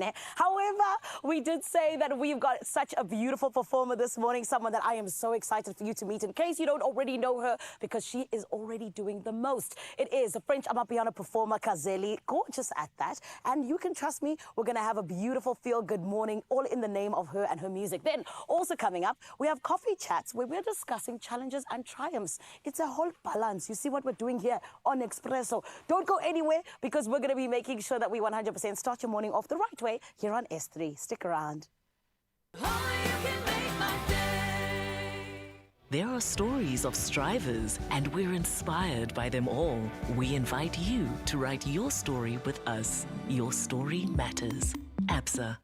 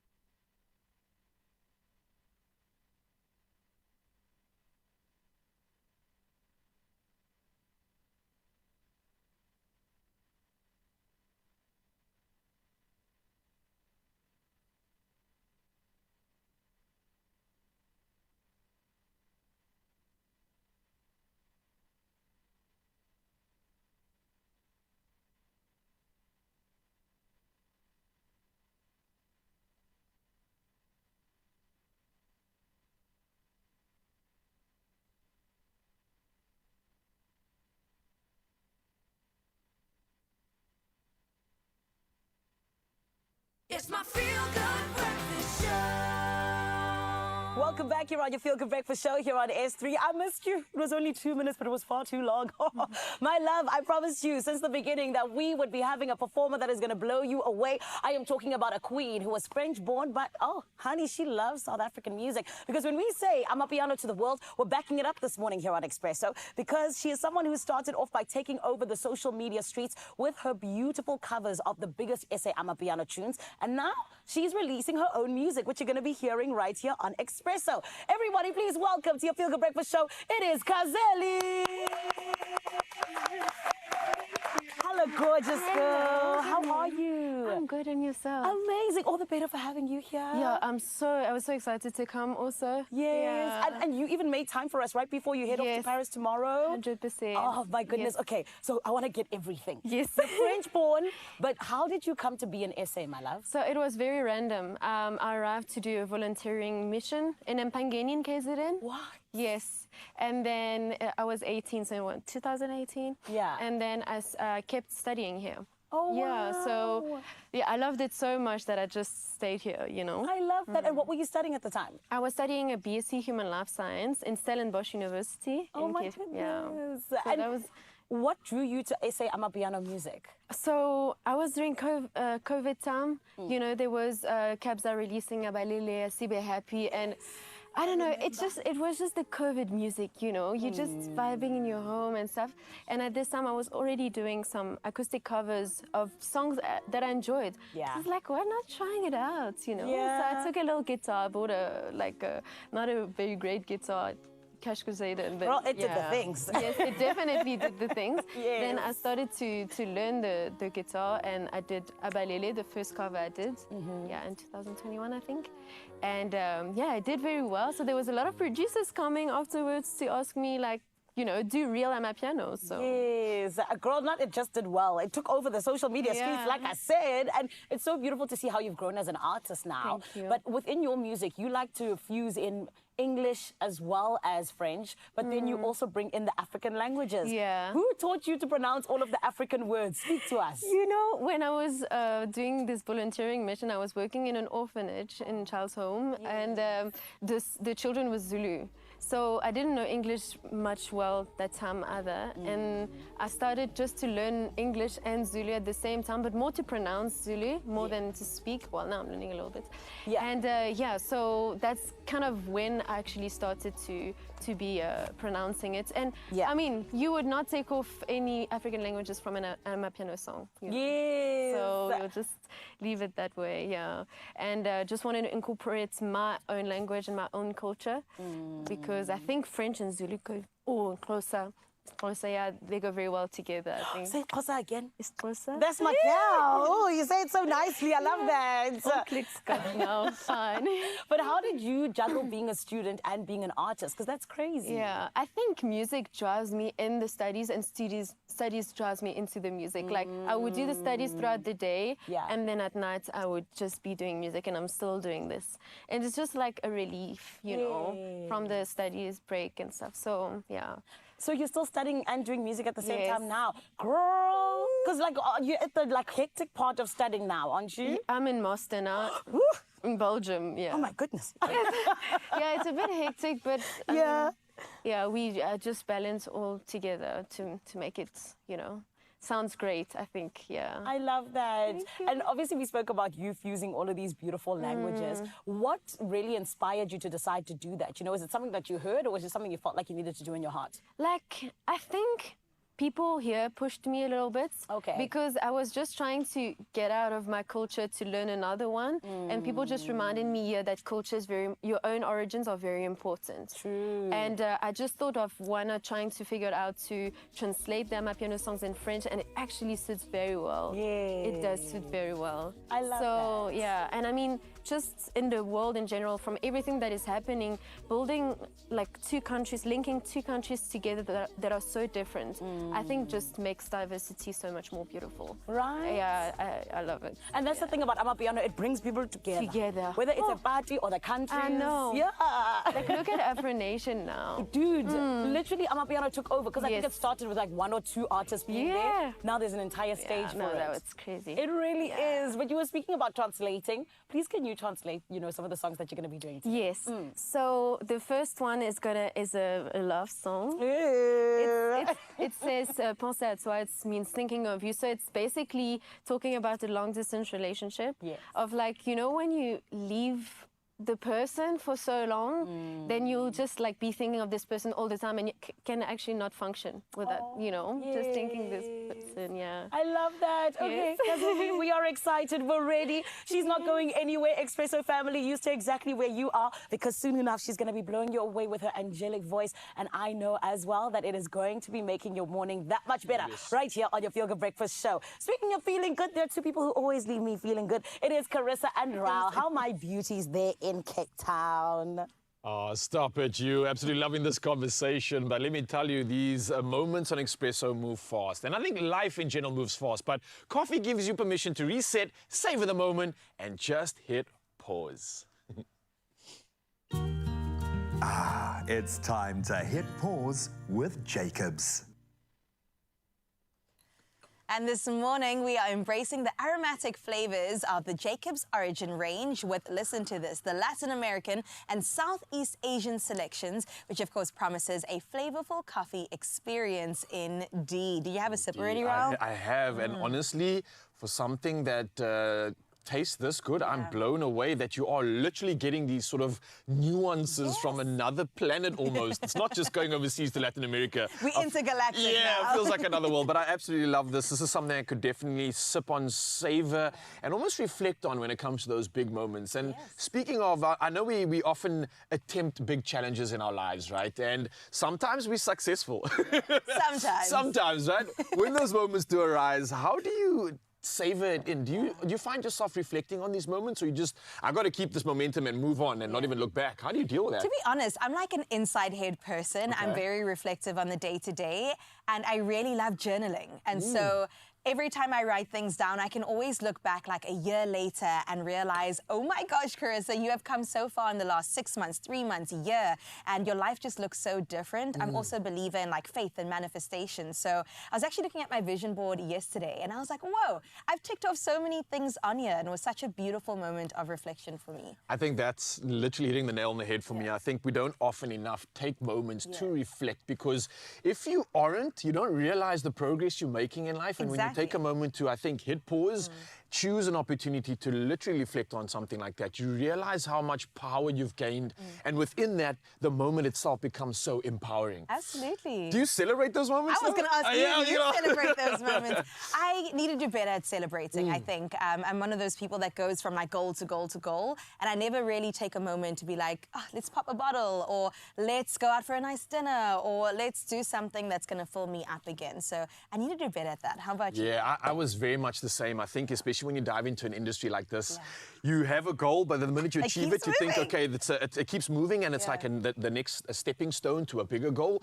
So I was very much like you for the best part of my life, just constantly moving, this instant gratification, dealing with the chaos, until I found the opportunity and the power within these moments to actually just stop, breathe, pause, and reflect, like you've just mentioned now. And that's almost become my celebratory dance, is to take a moment to just calm, breathe, and remind yourself that, hey man, you've done some incredible things, and you need to take a moment to celebrate this, because you've done something incredible. And I think we as human beings don't do that often enough. And we need to incorporate that in our lives, because I think we all are achieving the absolute most. And we really need to give ourselves a bigger pat on the back. We do, don't we? Yeah. Everybody really just needs that moment to be like, okay, we need to just make sure that we're good and make sure that we give ourselves the heads up and the thumbs up. And everybody does need some inspiration on their journey of life. And it just so happens that a cup of coffee, of the finest coffee, can encourage you to keep on going. It's definitely got me motivated.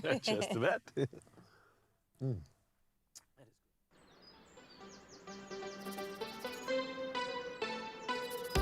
Find your wonderful.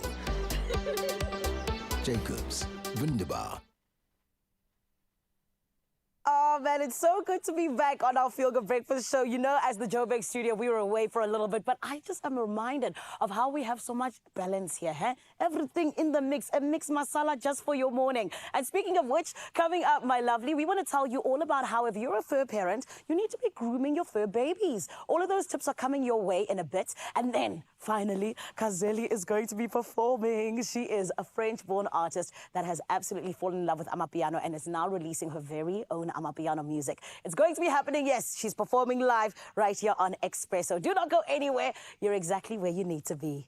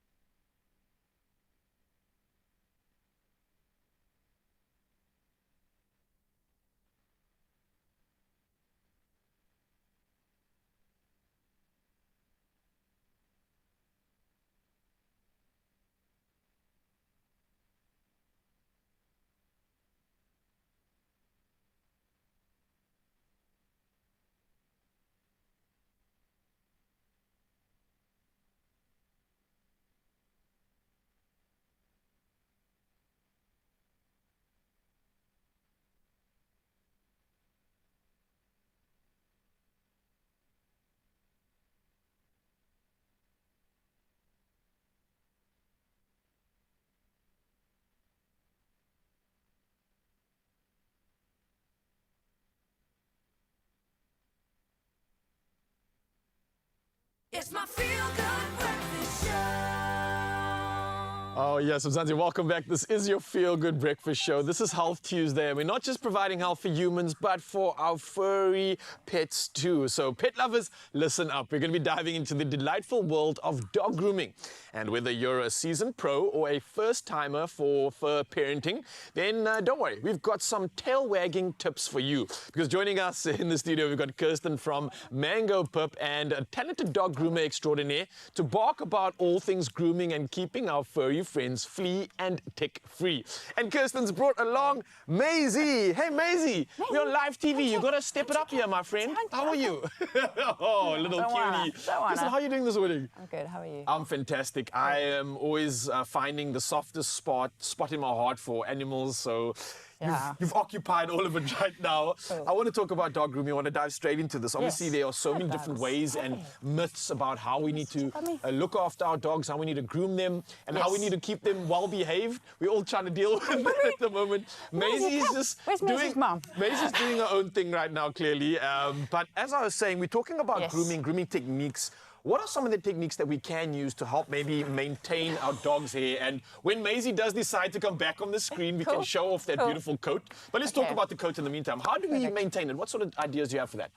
So essentially, when you're looking at maintaining a coat, you're looking at two main things, which would be bathing and brushing. Okay. So, and that really depends on what kind of dog you've got, is going to depend on what you do. So, I mean, you've got everything from Ridgeback, which has got hairs short, and you know, it hardly needs much grooming at all the way through to somebody like Maisie who's got really thick coats, all the way through to the poodles who need a hell of a lot of styling. So there's all these different levels. Or So- husky owner like myself that just Yes, every single totally. day we're brushing and it No, doesn't it's stop. crazy. So there's different levels to that, but essentially looking at thorough bathing and then good brushing. Okay. Depending to keep them to either keep the undercoat out, like on someone like Maisie, or on someone like a poodle or a schnauzie to keep them mat free.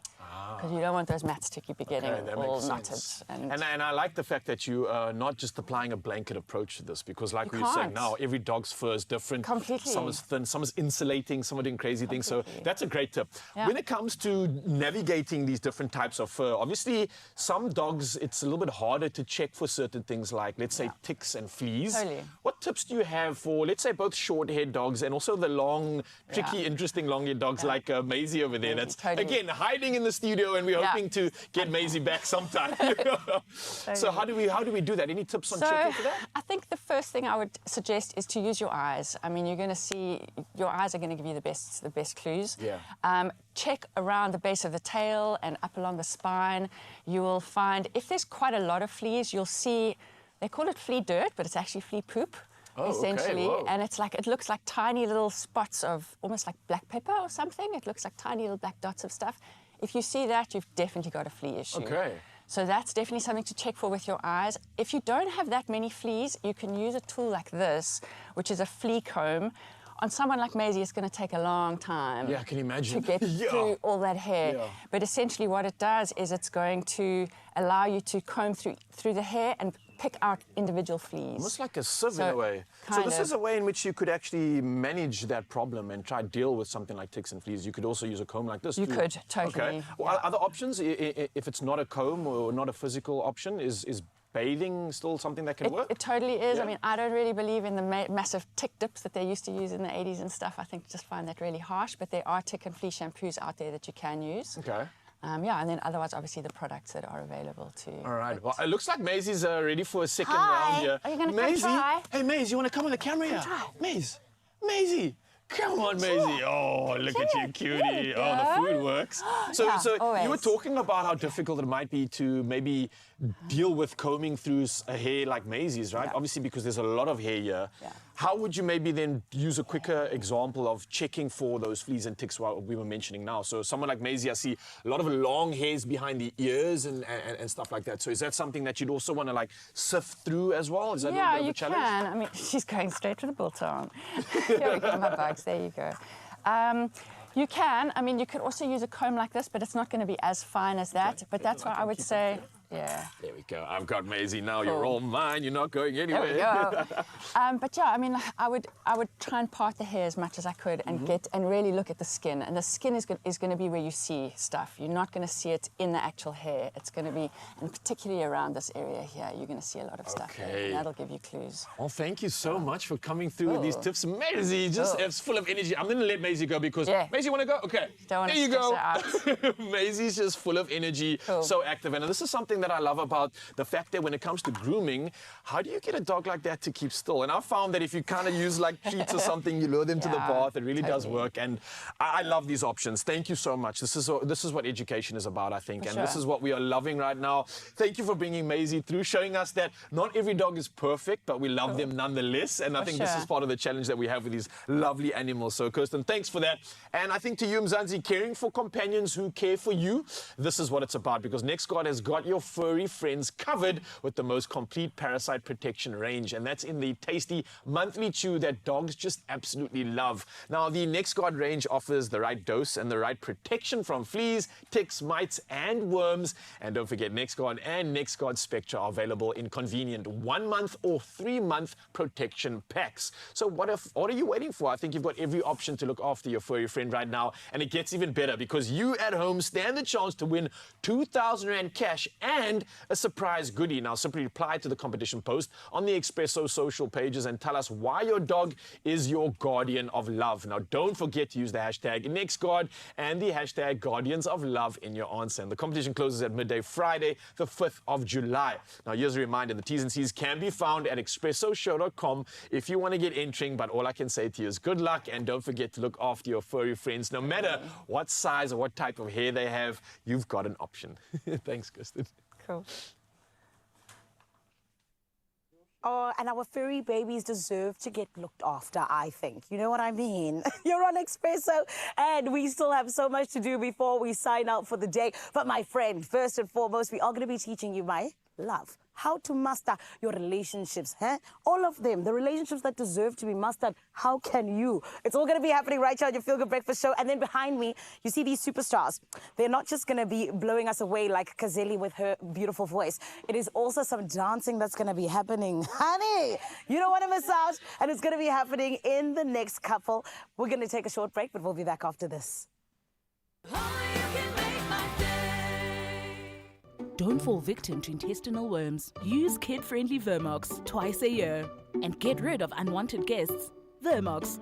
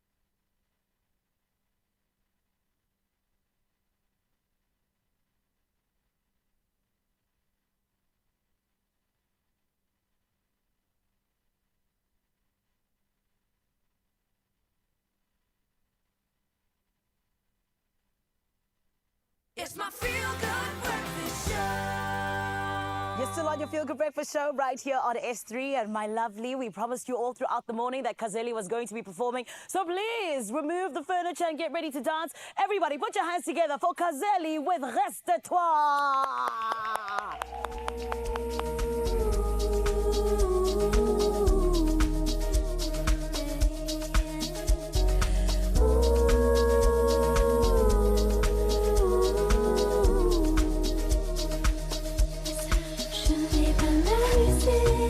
Chanter des chansons que personne voudra écouter.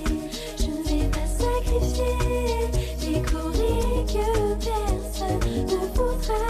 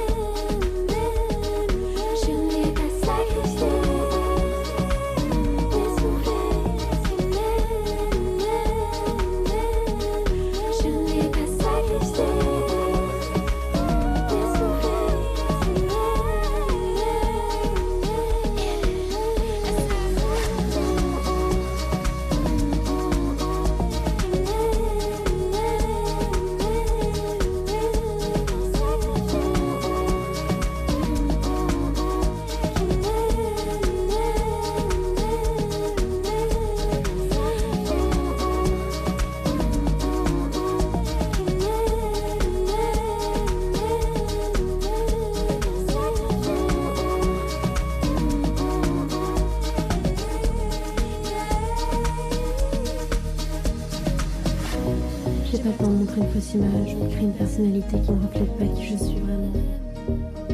Le monde de la musique peut être très entraînant, mais la plupart veulent de vous ce que vous n'avez pas envie d'être. Dans mon cas, les seules personnes que j'écouterai sont celles qui m'apprécient pour ce que je suis. J'ai pas le temps de montrer une fausse image, créer une personnalité qui ne reflète pas qui je suis vraiment. Le monde de la musique peut être très entraînant, mais la plupart veulent de vous ce que vous n'avez pas envie d'être. Dans mon cas, les seules personnes que j'écouterai sont celles qui m'apprécient pour ce que je suis. Je ne vais pas m'amuser, chanter des chansons que personne voudra écouter. Je ne vais pas sacrifier des chorés que personne ne voudra regarder. Je ne veux pas m'essouffler, dire des choses que personne ne voudra écouter. Je veux juste être avec les personnes qui m'aiment. Je n'ai pas sacrifié, essoufflé, qui m'aiment. Je n'ai pas sacrifié, essoufflé, qui m'aiment. Je n'ai pas sacrifié.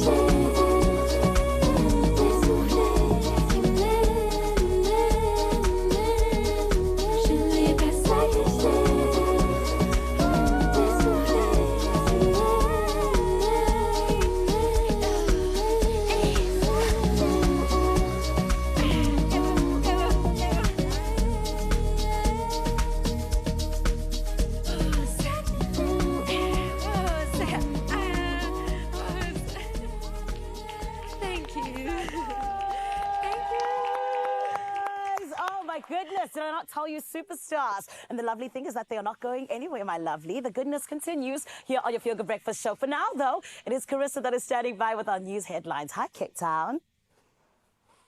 Just a minute after 8 o'clock and ushering us so well into the news, let's start out with your national headlines.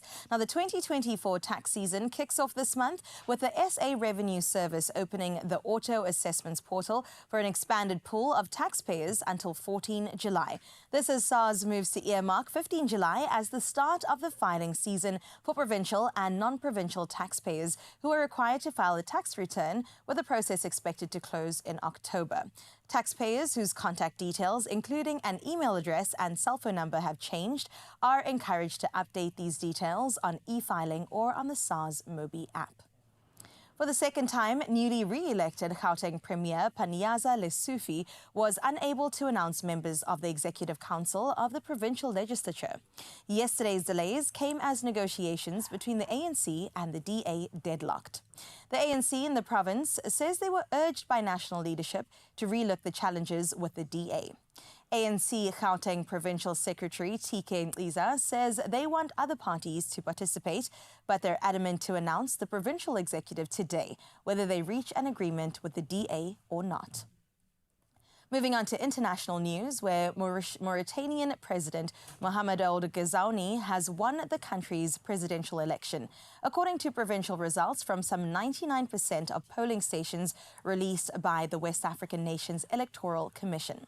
The 67-year-old former Army Chief of Staff and Defense Minister, who was first elected in 2019, has pledged to boost investment to spur a commodities boom in the West African country of some 5 million people, as it prepares to start producing natural gas by the end of the year.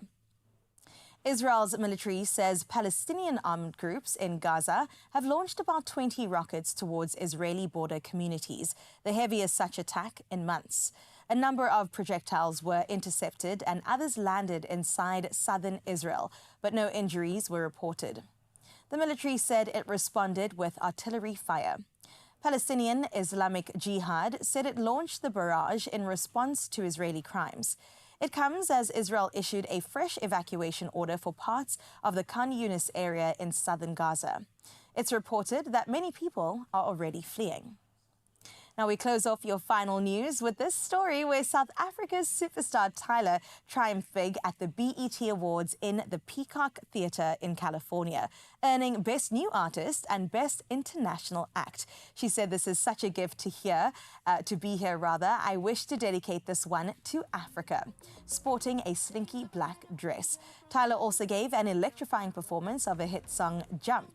Dancers in tiger print bodysuits and a giant elephant statue highlighted her act. Makatsi, another South African winner, received the Viewer's Choice Best New International Act. Now, the BET Awards, founded by Black Entertainment Television in 2001, honor Black and underrepresented people in entertainment. Newly appointed Minister of Sports, Arts and Culture, Gayton McKenzie, congratulated the two homegrown stars on X. And from us to you, congratulations, Makatsi, as well as Tyler. Thank you for flying that South African flag so high. Now we move on to your sports. Here's Ryle.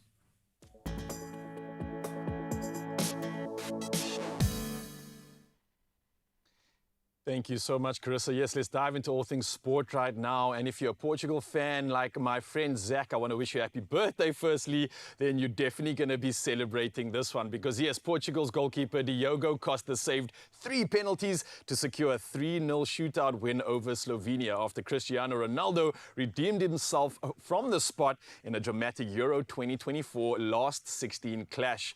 Now, Ronaldo, who missed the penalty in extra time, recovered to score in the shootout, and Portugal will now face France in the quarterfinals after they edged Belgium 1-0 in Düsseldorf, and that's thanks to Jan Vertonghen's late own goal. So Zach, I hope you're celebrating your birthday with an extra special one today. But we carry on with the rest of the headlines, and moving over to football news, and Manchester United have appointed Dan Ashworth as their new sporting director after agreeing terms with Newcastle.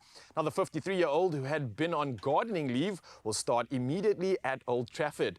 Now, Ashworth, formerly technical director of the Football Association, joins United's revamped backroom staff, which includes Omar Berrada from Manchester City as chief executive and Jason Wilcox from Southampton as the new technical director.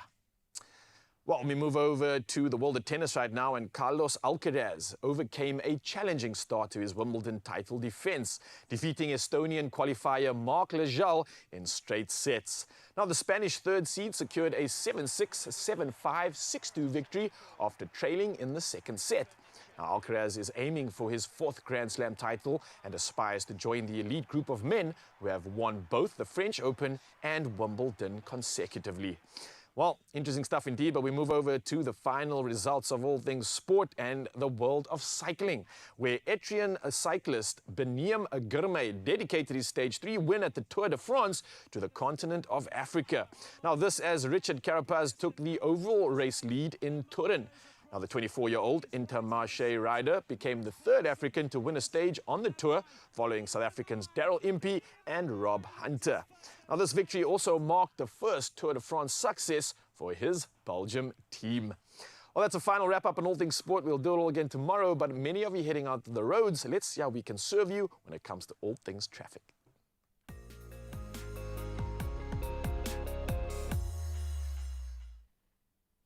Thank you, Raul, for that. Let's have a final look at what's happening on your roads. Out in Kales River in Cape Town, there is congestion on the R300 North Ramp to the N1 inbound. Do expect delays and, of course, allow for some added travel time.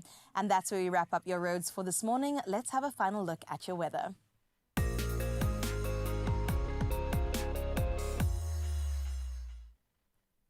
Now, in water matters this morning, concern the Nelson Mandela Bay municipality in the Eastern Cape, which says areas that have been affected by disruptions can expect restoration of water from tomorrow. A number of areas are without water due to the work that has been done to one of the water schemes that supply the metro, the Sundays River Canal between Addo and Kirkwood. The metro has deployed 10 water trucks in the affected areas. Now, Acting Executive Director for Infrastructure and Engineering, Joseph Titsare, says repair to the canal will be completed today, after which the restoration of water will be restored gradually. I can almost hear the hallelujahs from everyone in that part of South Africa.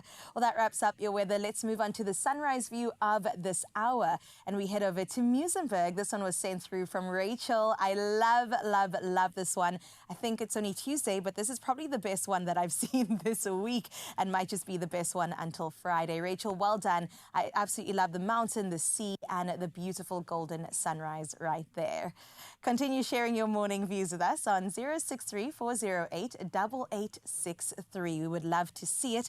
One more happy birthday to Zach before we link to our temperatures for this morning.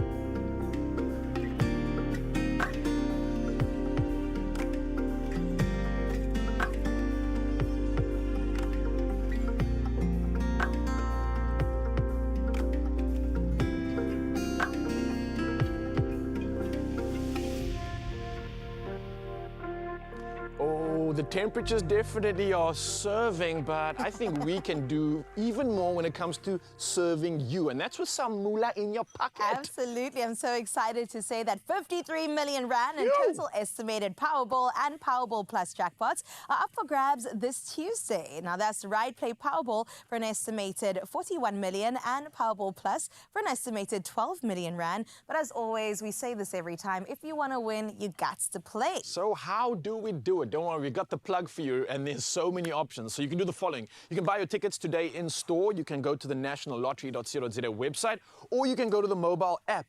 And then you can also purchase tickets through cell phone banking or by simply dialing *120 *7529 hash, and then follow the USSDs. Simple as that. Simple. Well, we posted all these details on our Expresso social media pages, so go check them out. And remember, Panda, Pusha, Play Powerball and Powerball Plus for 53 million rand in total estimated jackpots today. And listen, you could just win big. Oh, it's a lot of money to win and a lot of great conversation that you can win if you just stick around right now, because we're going to be diving to exactly that. We're talking about how to become a master and how to master.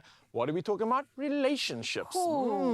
That's a big topic indeed, and it's something that I think we all need to master right now. So Mzansi, we brought in the professionals just to have that exact discussion, and then we've got more for you. More money coming to you, 10,000 rand. In fact, I've got to announce a winner for our competition that's been running. It could just be you, so don't go anywhere.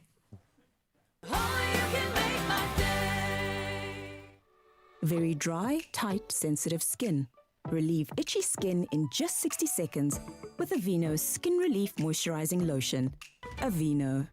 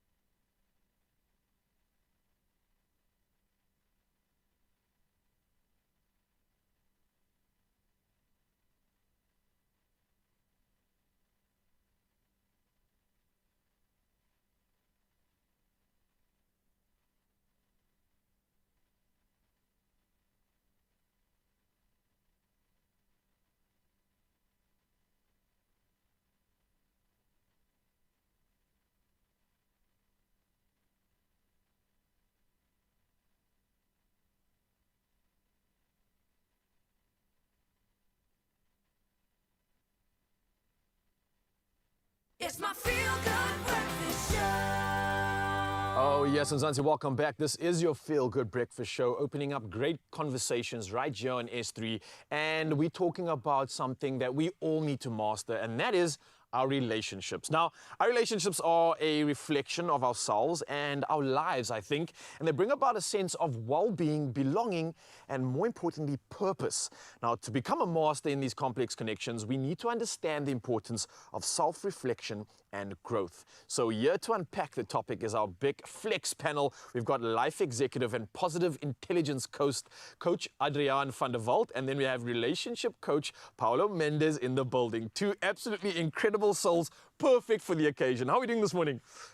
Great, thanks, Ralph. I wanted to ask you this question about relationships, and I think in our day-to-day lives, they're quite important, but I'm going to throw a curveball here and first start off with why I think it's important to have a good relationship with ourselves. Oh, I think that's important, right? Why do you reiterate this? Or well, maybe you disagree with me, but why do you think this is of importance? Adriaan, maybe you look like you've got a lot to say on this point. Well, yeah, I think, thanks for that question, Ralph. I think, you know, and I really want to quote one of my all-time idols here, and that's RuPaul, and he says, if you can't love yourself, how in the hell are you going to love someone else? Preach! and I think it's about that self-knowledge and that self-awareness. You know, if I know what I want and what I need, it's easier for me to communicate that to the next person. Of course, yeah. It's easier to talk to other important relationships in my life and say, you know what, this is what I want and this is what I need. And then just have a complete acceptance of that and say, this is how I want to show up in life and this is how I'm going to do it. So please, love yourself first. And when you do that, you can then love the next person. If you're accepting of yourself, it's easy to accept other people. If you love yourself better, it's easier to love other people. And that's why it's important to have a good relationship with yourself. Now it starts to make sense. Paulo, it obviously is something that we don't always find ourselves in. We don't always understand the love that we need for ourselves, right? How can we maybe incorporate more of that to get us to a point where we're comfortable with ourselves and further than comfortable finding better success in the relationships that we pursue as well? Well, first, I want to acknowledge what Adriaan said, right? I mean, it has to start within us. I remember my old martial arts teacher saying, if there's no enemy within, the enemy outside is not a threat. So getting to know who we are, what are my likes, what are my dislikes, what are my beliefs, what are my values, that self-introspection, that you know, pay attention to what I like, what I don't. What are the boundaries that I need to develop to relate better with others, right? That empowers us to be best for ourselves and best for others. Sometimes culture can be so demanding, and we're always trying to fit in. Adriaan, sorry, Afrikaans. Adriaan and I were chatting outside, and sometimes the expectation that, you know, if I'm not liked, am I not good? Or if the person doesn't agree with me, does that mean I'm not good enough? And sometimes we have to step a little bit back, take a deep breath and say, you know what? Who am I? Am I being authentic to who I am? Then I can be a better version of myself to anybody in any situation. Oh, I love that advice. And it's almost something that I think would roll over into the practical sense of how do we actually action this? And I think when it comes to both our personal and professional relationships in our lives, it's of utmost importance, I think, to create principles and sort of building blocks that maintain these relationships. You've mentioned some great points here already on how we can do that, but is it important for us to completely know ourselves when we are trying to build these relationships? Is it something that will definitely help, or are there other tips and tricks that could assist us in navigating and getting these relationships to where we want them to be? Well, I think there's two that I want to highlight, and I think the first one that's so important is empathy, empathy, empathy. Empathy. Can you explain empathy to me? And I'm saying empathy many times because I think it's first empathy to ourselves, and then empathy to other people, and then empathy to the situation and the circumstances. We all come from somewhere, you know, and we all are here, and some of that was not even our own doing, but we are showing up in the world a certain way. And empathy gives us that deep curiosity to go to the other person and say, you know what, I understand my world and this is how it is. I want to understand your world and how it is. And once we have that curiosity and we have that empathy, you know, we can then just have a completely different relationship with ourselves and people. And the other thing I want to do is I want to change slightly the topic, and I want to call it healthier relationships. Yes. Because, you know, we are all, doesn't matter where we are in our relationship or where we are in our life, we can be healthier. And that year, if I can say it like that, is our invitation for growth. That is the space of encouragement, because if we are healthier, we can be healthier, and we can be healthier. And that is exactly what you have to do. You just got to be 1% better.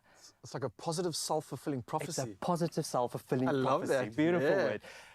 And the second one is briefly feedback. You know, we are in relationships with ourselves, with people in work, parents, if you have children. Be open with feedback, and, you know, and accept it with a growth mindset. And if you have to give feedback, be kind. And if you do that, do it with discernment and not judgment. Because when we give feedback with discernment, that's the growth again. Sure. Which is, for me, the key to healthier relationships. I'm here for the ears, man.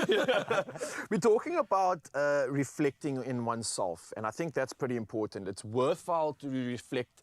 And I think when you have this understanding, which we are highlighting now, it seems to make everything else so much easier in life. It seems to be able to improve so many other aspects of our lives. We were speaking about these relationships and making them healthier. Is it the same principle to apply a personal relationship and a professional relationship? Do we apply the same mechanics? Let's say in a workplace where I really want to impress my boss. I want to impress the co-workers I have around me. There's a level of how personal we can get with the relationships we have with them, right? But you mentioned something like empathy. Is that still a place is that still a space for it? Can we still apply empathy in a professional environment, and will it give us that ROI that we actually look for? 100%. 100%, because at the end of the day, it's about relationships. And it's just different levels of relationships. Like Adrian mentioned, parents and children. Sometimes at work, it's like we have those that we are parenting because they are younger, they more naive or more inexperienced, they need somebody to look up to. And we have those that we look up to in our work scenario environment, right? So relationships may change in terms of context, but the principles are the same. The principles are about understanding and transparency, authenticity, trust, communication, mutual respect. So I love that concept of healthier, because sometimes we get stuck on the idea that we need to be perfect, or others expect us to be perfect, or we put on ourselves the expectation of, I cannot make a mistake. And when we have the freedom to be vulnerable in the right context, I can look at myself, the self-introspection, self-reflection, and say, okay, what are the triggers that are present here in this scenario? What kind of situations trigger me in a negative way? What kind of situations lead me to self-sabotage? What kind of scenarios make me feel insecure? And then I react, I lash out, right? So that self-reflection and that know of thyself, know the individual, will lead to stronger relationships at work, at family, couples, children, everyone. Oh, gentlemen, thank you so much again for this conversation. It's not stopping here, Mzansi. We are going to dive into another round of this in a bit. So if you have anything that you'd love to ask to this expert, esteemed panel over here, we're going to help this conversation get better, healthier, and of course, another round in just a bit. So for now, though, tuck away, and we'll get back to these gents in a moment. Now, we all love DIY home improvement projects, ranging from big to small. And over the years, we have each come to know which products work for us, right? Well, homeowners and DIY lovers alike, we gave you a chance to win 10,000 Rand by telling us what your favorite Plascon color is. And let's see what our winner had to say. Absolutely love this one. I would definitely choose the Plascon Grey Arco. Stunning color, remembering to use that hashtag PlasconSA. And listen, we've got something super special, because right now we've got to congratulate our winner who's on the line right now. Congratulations, Renette Fenta. Wow, thank you so much. Of course, Renette. How long have you been wanting to spruce up your kitchen and also 2 of the bedrooms in your home? It's been like a year. A year? And what is that it I about wanted those to- rooms in your house that you thought needed a bit of a rejig? I've got a damn problem on the walls, so I need to fix that and repaint the walls. Lovely, and this is definitely the perfect way to do it. Renette, tell me, please, what are your ideal Plascon paint colors for your new coat of paint that you're putting on these walls?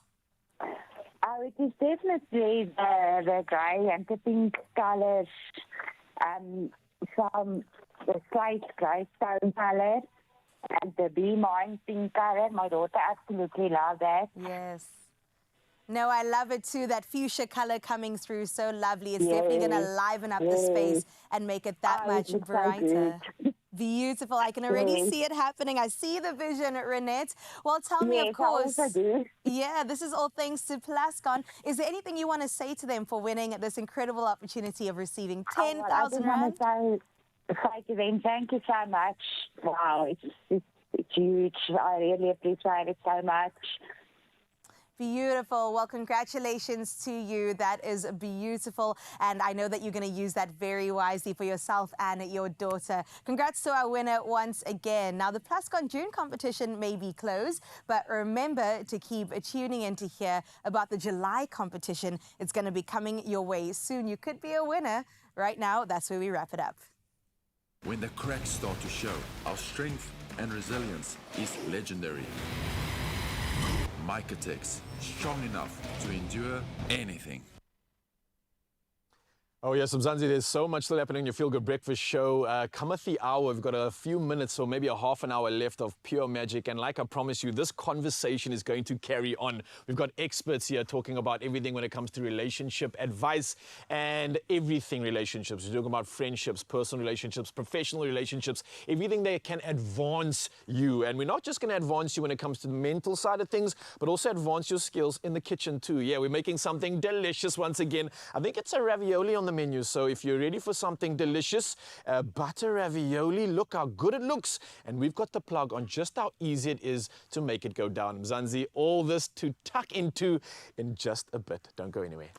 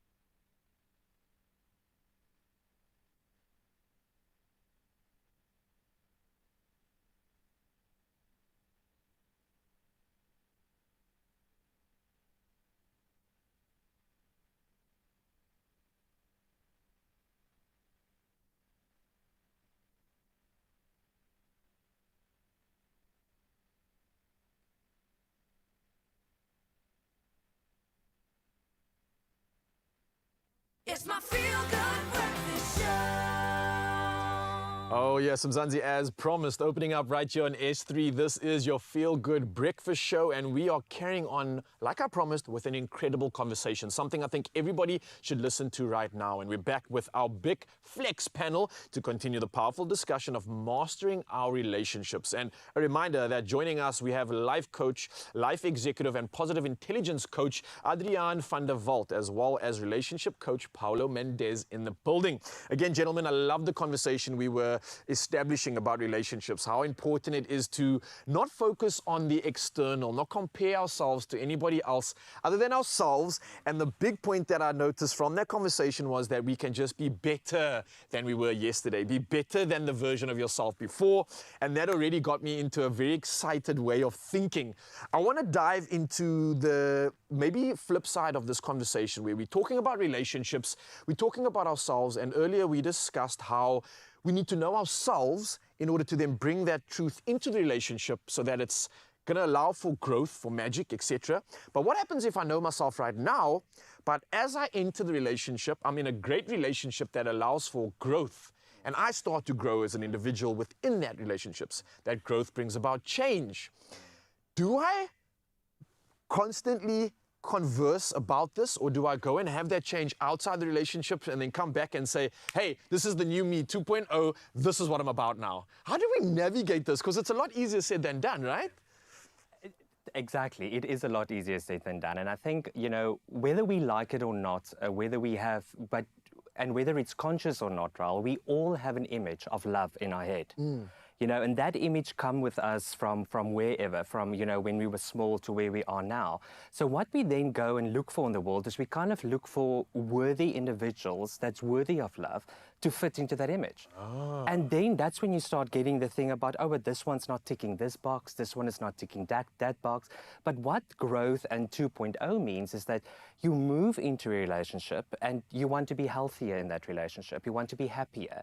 And what does that look like? What does that look like for me, and what does that look like for you? And how does that look like for us? You know, if we have set out this goal of healthy and happier relationships, what does that look like?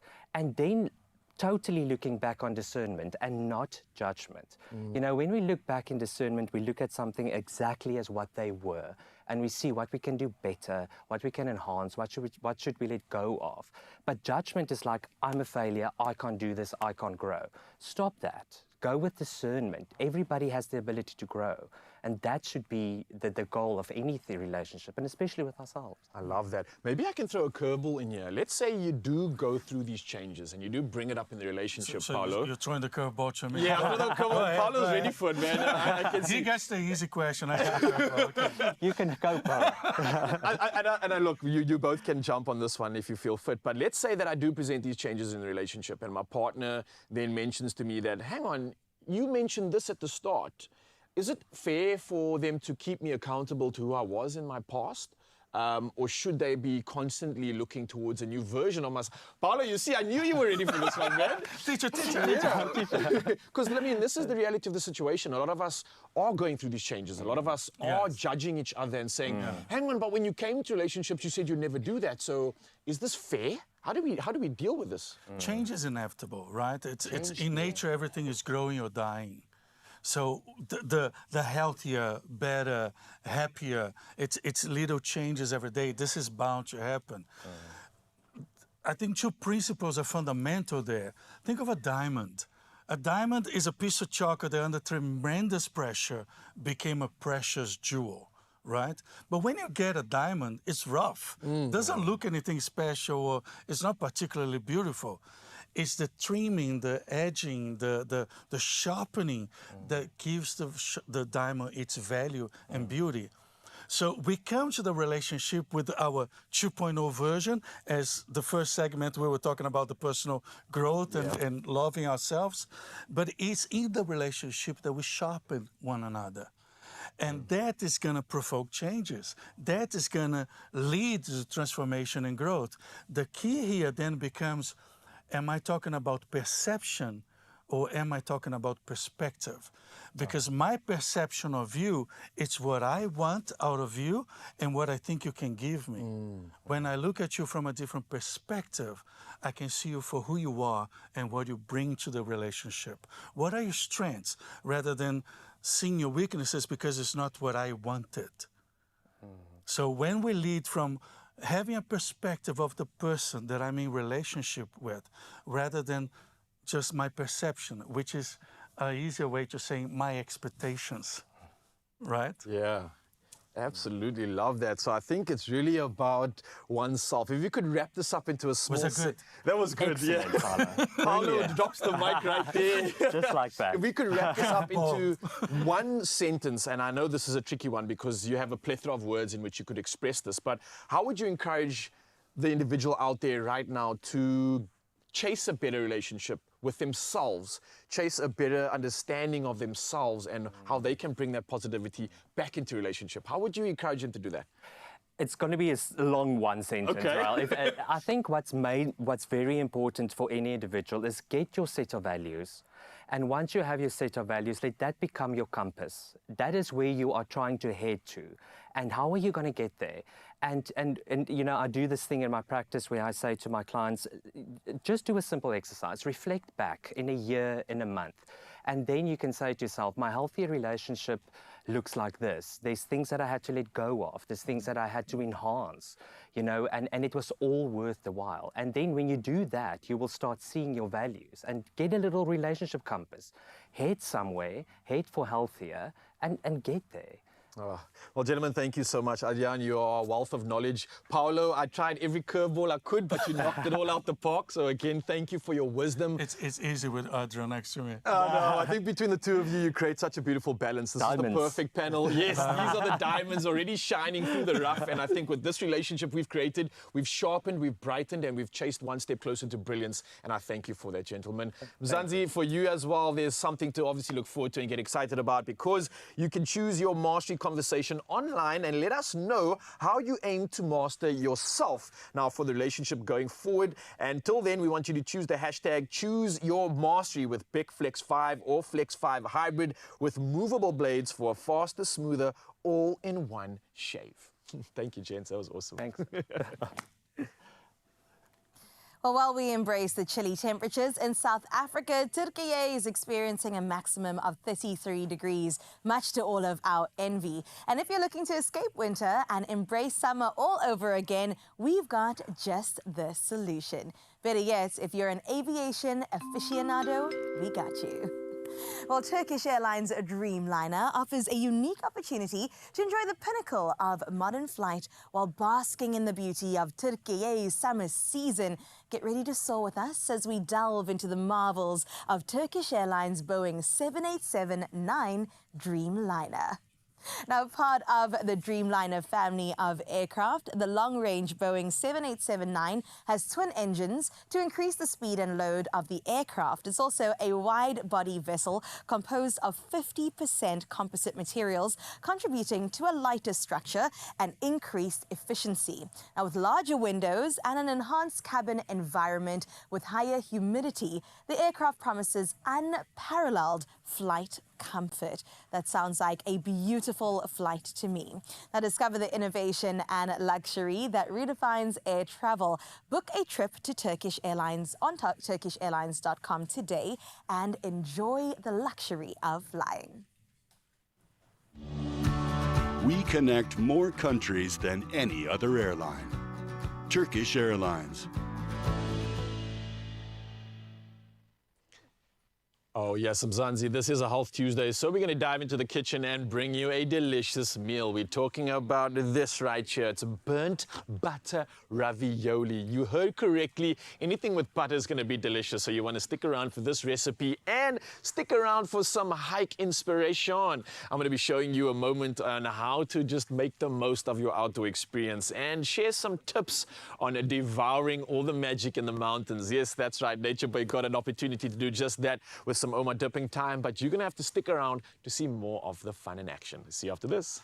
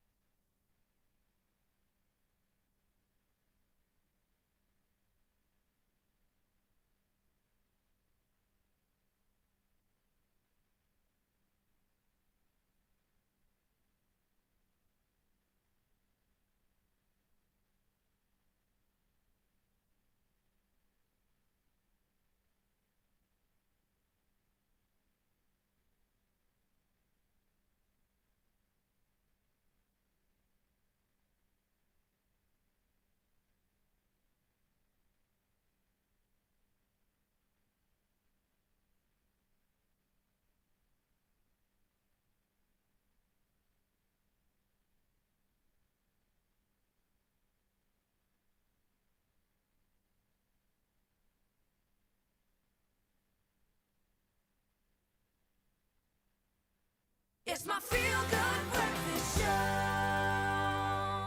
Welcome back to your Feel Good Breakfast Show. It's good to still have you in our company. And this week, we're diving into our most memorable hiking experiences here in South Africa, in Sauda. And of course, some fun and light-hearted stories along the way. So lace up your boots and grab a rusk for some hike snack time adventures, because you do stand a chance to win 2,000 Rand cash and an incredible hamper filled with all of the adventure snacks that you need. Delicious. Absolutely delicious. Well, I'm tucking into this good rusk. Let me remind you, Mzansi, that to enter, we want to know from you the following, all right? So the question is, what's your favorite hiking route to do while enjoying an Omar Rusk snack break at the top? Pretty simple, right? Now, we want you to share your answer using the hashtag #OmarDippingDelicious, of course, and come through with the most iconic answers that you can. Because let's be honest, Sauda has some options in the mountains, yeah? Beautiful. Well, let me ask you this. What is the most breathtaking view you've actually encountered on a hike in South Africa? It's going to be hard for you to choose because you've pretty much peaked every mountain.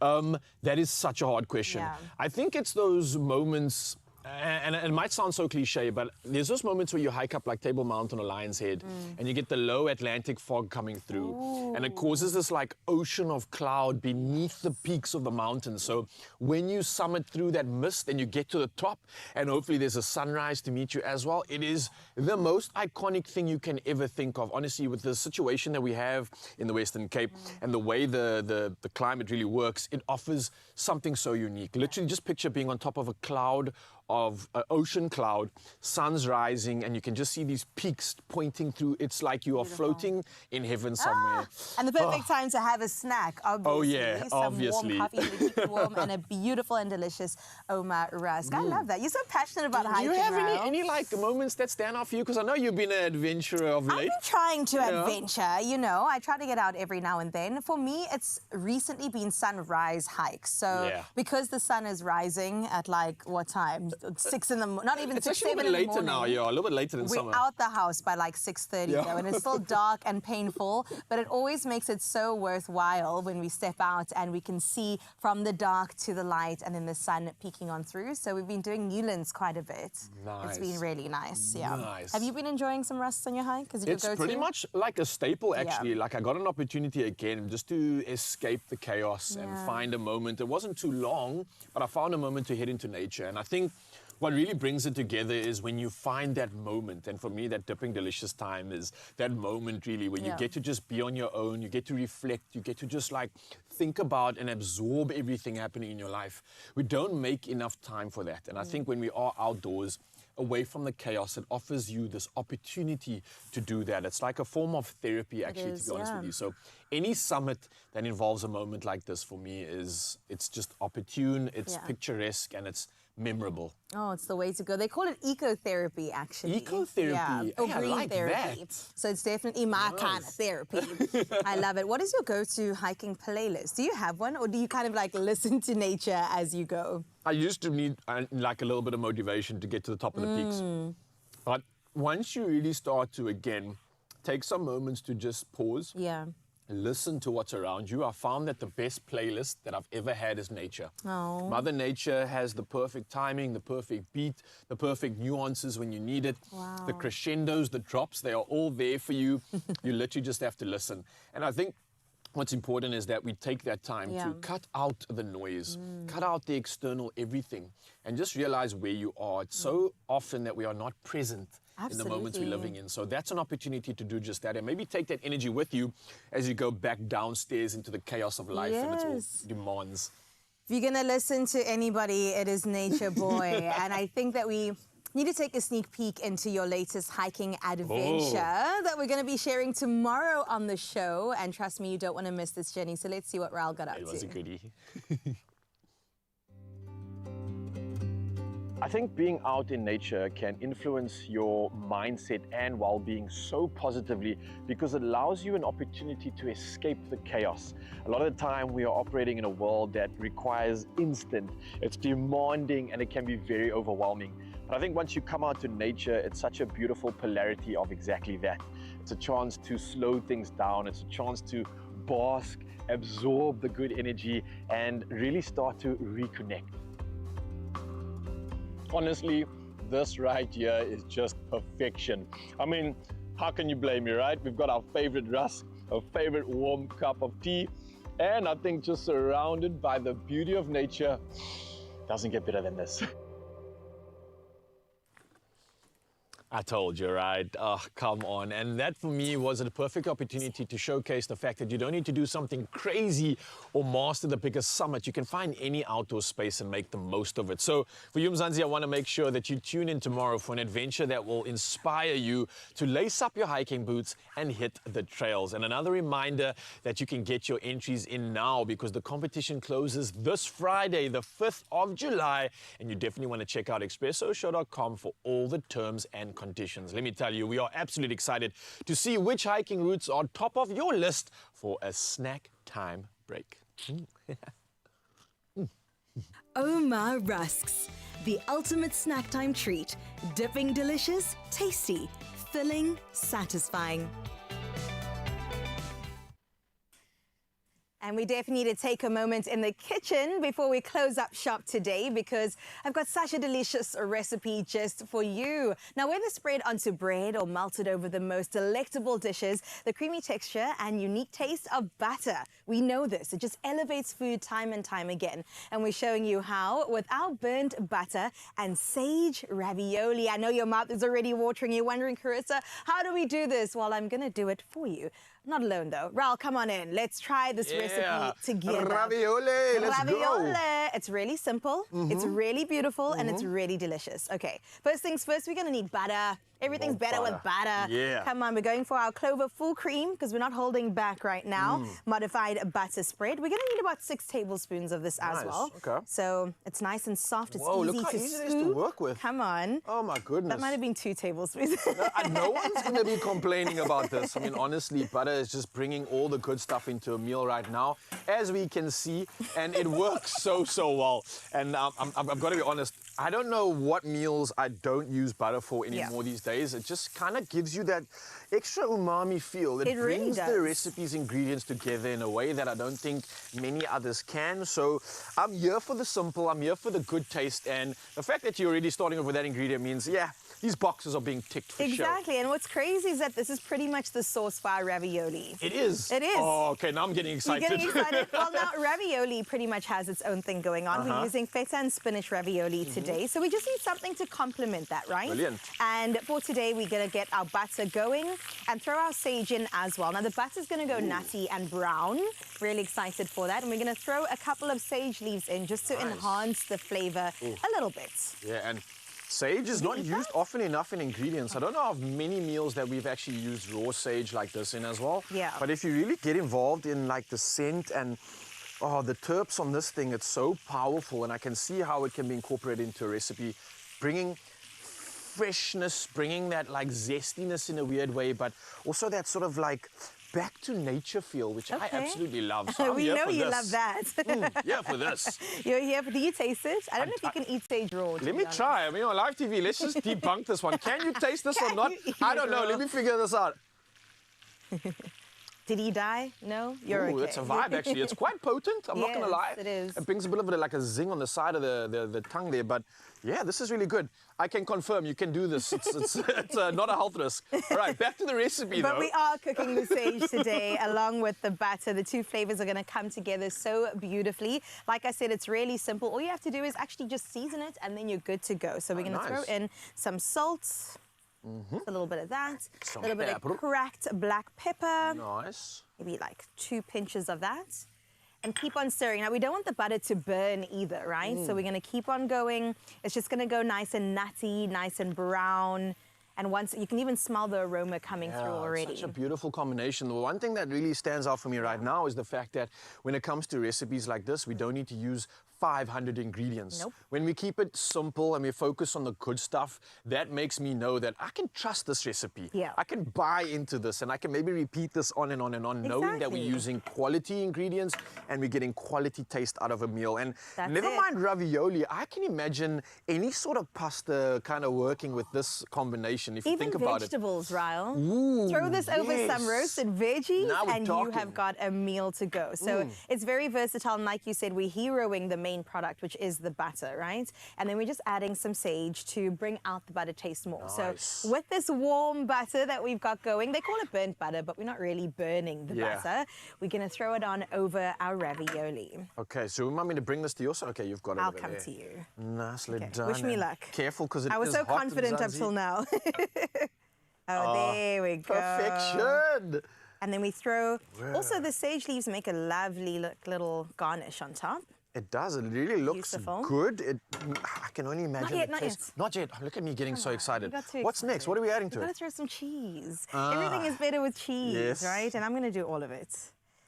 Nicely done. That's going to add some extra flavor. And now I present to you the burnt butter ravioli, chef. I'm absolutely impressed. Then a reminder, Mzansi, the butter is not burnt. It's perfectly prepared.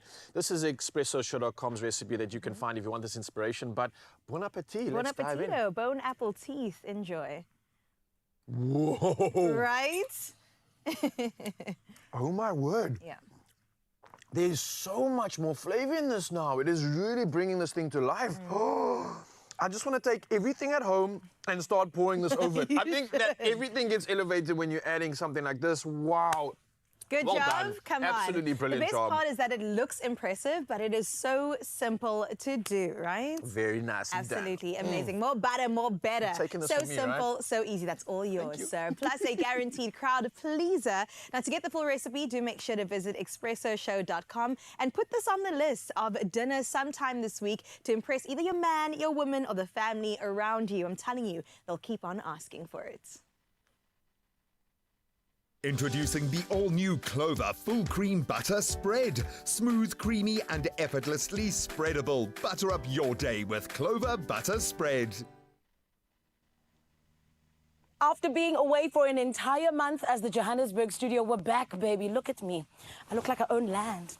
But on top of that, we're back with a bang because we brought Kazeli, French-born artist, but fell in love with Amapiano. And now, honey, she's taking it to the rest of South Africa and to the world. And this is why I'm sipping on some coffee so that I can get my energy back. Because the energy that we're about to close the show out with, you've never seen. But you got to stick around to find out. Kazeli is giving us her last performance for the morning. But we're going to take a short break. But when we come back, more. Stick around. Bake more memories with Royal Baking Powder, and you could win your own KitchenAid stand mixer. Be a part of the Tastemaster competition action by watching the show and baking a creative interpretation of the week's theme using Royal Baking Powder. Then upload it to socials by replying to the competition post, including hashtag the Tastemaster SA and hashtag Bake More Memories. Don't miss the Tastemaster SA every Tuesday evening at 7, repeat Wednesday at 1, and Sundays at 4 p.m. on SABC2.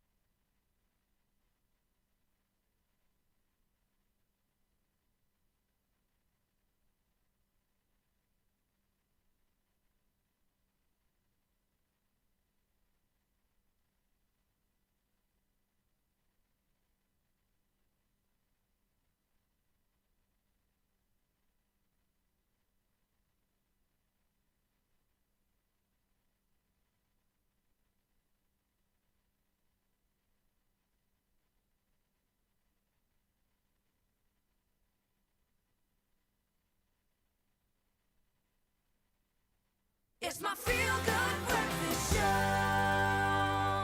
Yeah, welcome back, Mzansi. It is Tuesday, but it's feeling like a Friday. Celebrating so much and hopefully celebrating some money in your pocket. Ooh, money, money, money. 53 million rand in total estimated Powerball and Powerball Plus are jackpots that are up for grabs this Tuesday. Now play Powerball for an estimated 41 million rand and Powerball Plus for an estimated 12 million rand. But as always, if you want to win, you gotta play. So how do we play exactly? Well, listen up, because you can buy your tickets today in store. You can head over to the nationallottery.co.za website, or you can use the mobile app.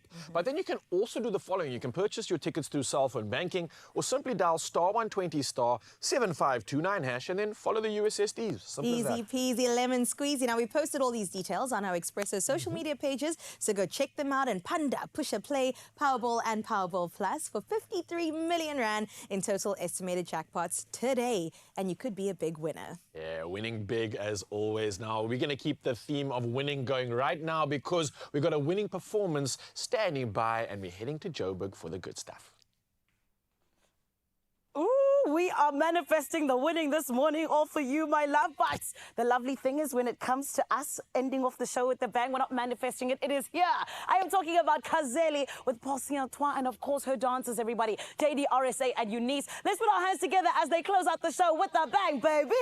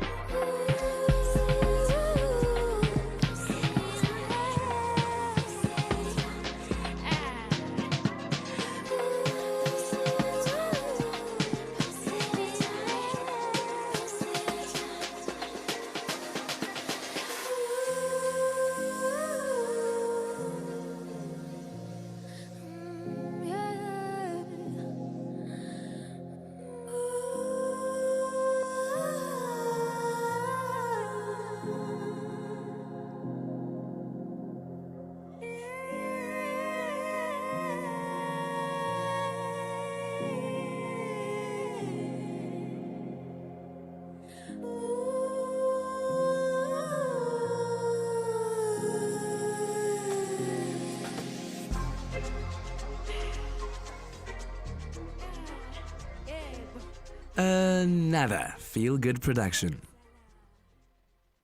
Introducing the all-new Clover Full Cream Butter Spread. Smooth, creamy, and effortlessly spreadable. Butter up your day with Clover Butter Spread.